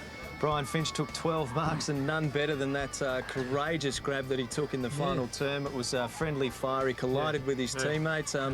Good sign is he doesn't look like he's going to be too bad. I'm sure he'll have a bit of concussion after a heavy knock to the head when he came down and hit the ground. But I'll tell you what, that will probably get played a couple of times by Adam Sanders as an example of how you put your body on the line in this game. Yeah, we got out. I don't know whether we can hear him here, but he was impressive, I thought, the way he handled his coach. He's obviously... he obviously is very, very well respected by his players. You could see in their eyes when they're watching him that there wasn't anyone who deviated from him. They trust him implicitly and explicitly by their body language and by the way they go about playing the game. There seems to be a really good culture around the Launceston Football Club now, and in no part due to him and many others. Mark Thurlow, the president's a very professional character. In fact, Adam Sanders actually refers to him as the Eddie Maguire of Tasmanian football, Mr. Smooth. Good on him. There's this old saying I don't hear in sport anywhere or anything about surviving your success, and they obviously had, and they, I suppose because they were down for so long that they just built themselves and built themselves and built themselves, that they just seemed to me to be very determined not to let it go. There must be great leadership within that club. Let's head down to the rooms and find out just what the coach thought of the performance today. Well, Adam Sanders, you must have been really pleased with that effort first up. Yeah, it was. I was really... Actually, I thought we got better as the game went on. Like, we ran out of legs probably a little bit. Probably a couple of midfielders down on what we normally have of injury, but they just really worked hard, and I suppose that effort, Brian Finch and young Ty Rundle in the last quarter, and we were able to respond and kick a couple of goals. I think it shows why I sort of went around so long with the boys. They're a terrific bunch of blokes. How are Ty Rundle and Brian Finch? I think Brian looks like going to hospital in the ambulance. Ty seems a bit groggy, so I haven't got a full report on him, but yeah, hopefully it's only concussion, but hopefully nothing too major. You must have been pretty pleased with the way you moved the ball out of half-back in that area? Yeah, I thought they held up pretty well. They obviously rolled the dice a fair bit in the second half to try to get back in the game. They probably were getting first hands on the ball around the stoppages, but I thought we were able to maybe hold up through our backs. They did a pretty good job down there, and certainly our Tim Bristows and Sam O'Keefe and Scotty Stevens that did a terrific job through the middle, and we back our fitness in, so they were able to run the ball and get it to our forwards. And what about Andre Marr? That's a great story, isn't it? Yeah, this is his third year of senior footy, and he certainly can jump. He doesn't lose many taps, and I thought him and young Jace Edwards went in and under a bit of injury cloud, and thought he did well in the last quarter on one leg. And big Andre, he's been a bit of a revelation for us. So yeah, he's a good story. What about up front? Were you happy with the way that Derbyshire played and the blokes around him, like Whiting? And Yeah, Derby's obviously going to be a major focus for them, and I thought he marked the ball. He probably didn't get a lot of ball, but I thought his second efforts were good. He got a couple of goals from sort of second effort, so I think he's going to be marked hard. Like if he kicks 5, it's like it's only just a very ordinary day. So, but I think if he can do that week in, week out, it certainly helps because they got focused on other things, and like obviously Brian Finch had a terrific game, was able to bob up, and so it's good to be able to share the goals around a bit more. What about Launceston this year? You've claimed the first round bragging rights. Do you think you'll go on with it? If we play like that, I'm confident. Like we had quite a few. We're still a few short of our strongest paper side, but if the young fellas can play, the Joey Robinson and Ty Rundle and Matty Bellinger is very good across half back, and if those sort of guys can stand up, and we had a good win in our Colts or reserves, and there's some good kids, so hopefully we can keep pushing them up and have a good long list to pick from. So if anything comes up, we've got players to cover. Sam O'Keefe was the one player that the boys up in the box mentioned. They were really impressed with him. Hadn't seen much of him before. Yeah, he's played nearly 150 games now at the club, and he's been a terrific player, especially in grand finals for us. He won the best on ground medal here in 06 against in the TSL grand final, and played well in final. So he's certainly a good mover, and reads the play well. Good left foot kick. I thought he was a stand. Probably him and Tim Bristow were probably our two best. Adam Sanders, well done. Thanks very much. Thank you. Adam Sanders there with Martin Cudahy, and great to have access to the rooms after the game, Benno. It's going to be a feature of our broadcasts on ABC One. Here's Shane Pacelli kicking a goal. He was quiet today, Pacelli. A lot was expected of him today, but Glenorchy came hard in the final term and got to within 9 points, and you really thought, hang on a minute, they're a chance here, Glenorchy. Yeah, they were it. And Bowden, you've got to say, nearly did it off his own foot. He had we keep saying, he had a very quiet first half, but geez, the last quarter was outstanding. And we see Savage here. He revved up in typical Brendan Savage fashion at one stage in the last quarter. This was when the game was dead and buried, but an amazing goal from Bowden, goal. His second check side of the final term. But in the end, it wasn't enough, and here are the final statistics from the game. And Glenorchy actually got more of the football in the end. They had 9 more kicks. They had 10 more hand passes, but Launceston probably just used the ball a little more slickly. Well, it's just, on the face of it, there's just nothing in it. Absolutely nothing in it. But I think you've hit the nail right on the head. Have a look at the hit-outs. Now, Adam Sanders mentioned Andre Meyer and how he hasn't played a lot of football. 35 hit-outs to 18.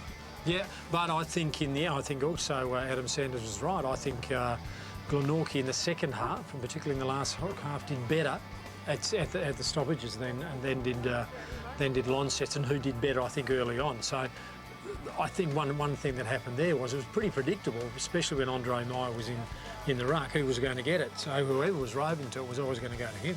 I guess the aspect of Meyer's game that he's going to need to develop is his ability to win the ball around the ground. We didn't see him get too many possessions today. No, but what would you expect? He's been playing the game for 3 or 4 years. And I think... I was thinking, what is it worthwhile going with a guy like that, knowing that he's going to win the ball a lot and give you first shot at it, given that he's only going to get maybe a handful of possessions each game? And on the evidence today, you'd say yes, because he was so decisive in the ruck. We'll have to get him up here, won't we? It'd be interesting to have a chat to him, because he's a great story. Wonderful story. I'd love to know the whole story of his life.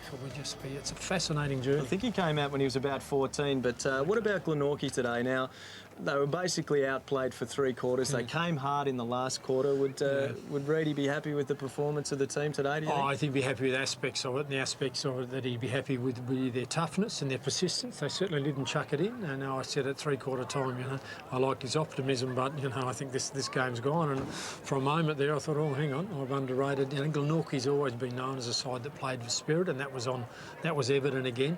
I think he would be, or if I was him, I would be disappointed with fitness of some players because I think they couldn't run and carry the ball as well as their opposition, and also their skill level wasn't as good, particularly in the way they kicked the ball and their capacity to support each other. And I would drag both of those back to that skill base, because what goes first is in your mind is when you're unfit is your decision making, your willingness to get to the right spot, and then to perform your skills. The functions of each other. And I'd be really working on that. But I remember Ben Reid, before the game, I said to him, how are you feeling about the side you picked? He said, well, I'm happy with what we've got, but we're probably about 6 short of our best side. Martin Cudahy has got another one of the Launceston stars from this afternoon's win for us. Well, Tim Bristow, good win this afternoon for Launceston. Yeah, excellent, mate. The work rate was unbelievable all day, and yeah, good to fight out there when they come back at us, and we got back, and yeah, what happened the last bit there with Brian and Ty obviously going off, the first game to do something like that, just amazing, and yeah, just to fight hard all day was excellent. So well done to the boys.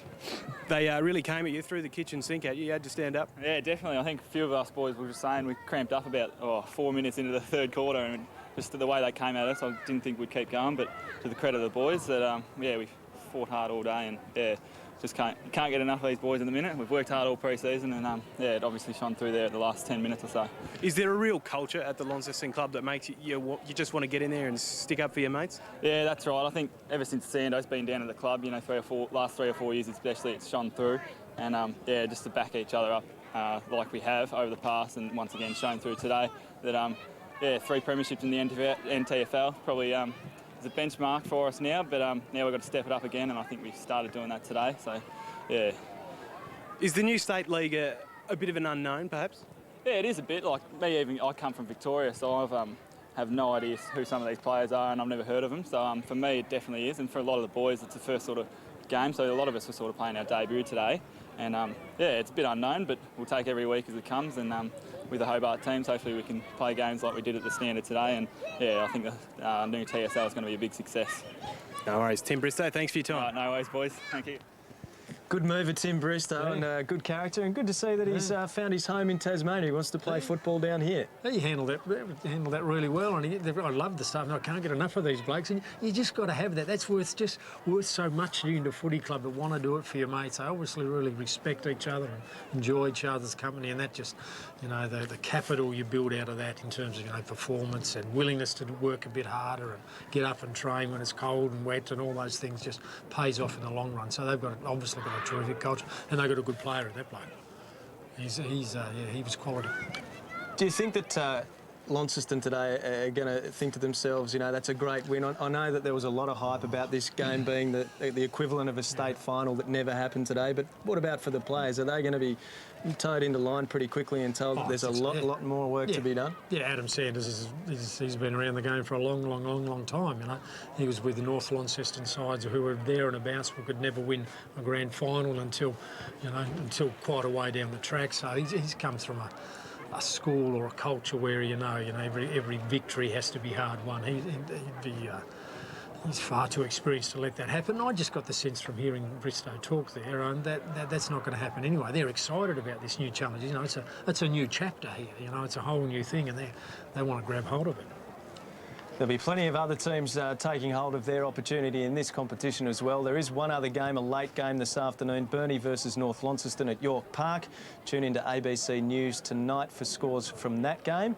And there's also a game coming up tomorrow, South Launceston versus Lauderdale. Lauderdale, the only team that didn't participate in the last State League. They're a pretty good up-and-coming club. Yeah, I know.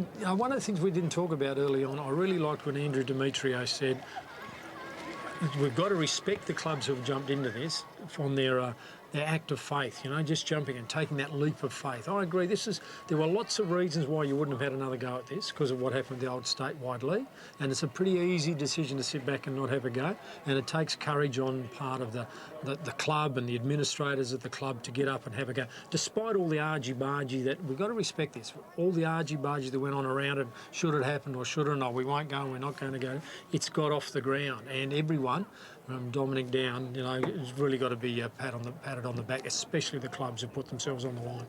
They're going to break with convention next week, and we're going to see games of football on Good Friday. We've got 4 games on the screen, as you can see. Hobart versus Glenorchy, so an opportunity for Glenorchy to bounce back against a Hobart team that is pretty confident heading into 2009. It's the old crosstown rivals, North Launceston and Launceston, doing battle at York Park in a night match. And Burnie at West Park up against its old rival, Devonport. I remember going to West Park to watch Burnie and Devonport play back in the day, and Peter German and Wayne Wiedemann and all those great players were running around, and hopefully that can be recaptured again, Benno. There's a lot to look forward to with this season. North Hobart are playing Clarence, and that'll be the broadcast game on television next week from North Hobart Oval. It's been the start of the State League, a new era in Tasmanian football today. We got a great game. It was a highly anticipated game. In the end, Launceston too strong here at KG5. They ran out winners by 21 points in a game that delivered everything we expected. Thanks for your company this afternoon. Andy, thanks to you and all the rest of the team. We'll see you next Saturday.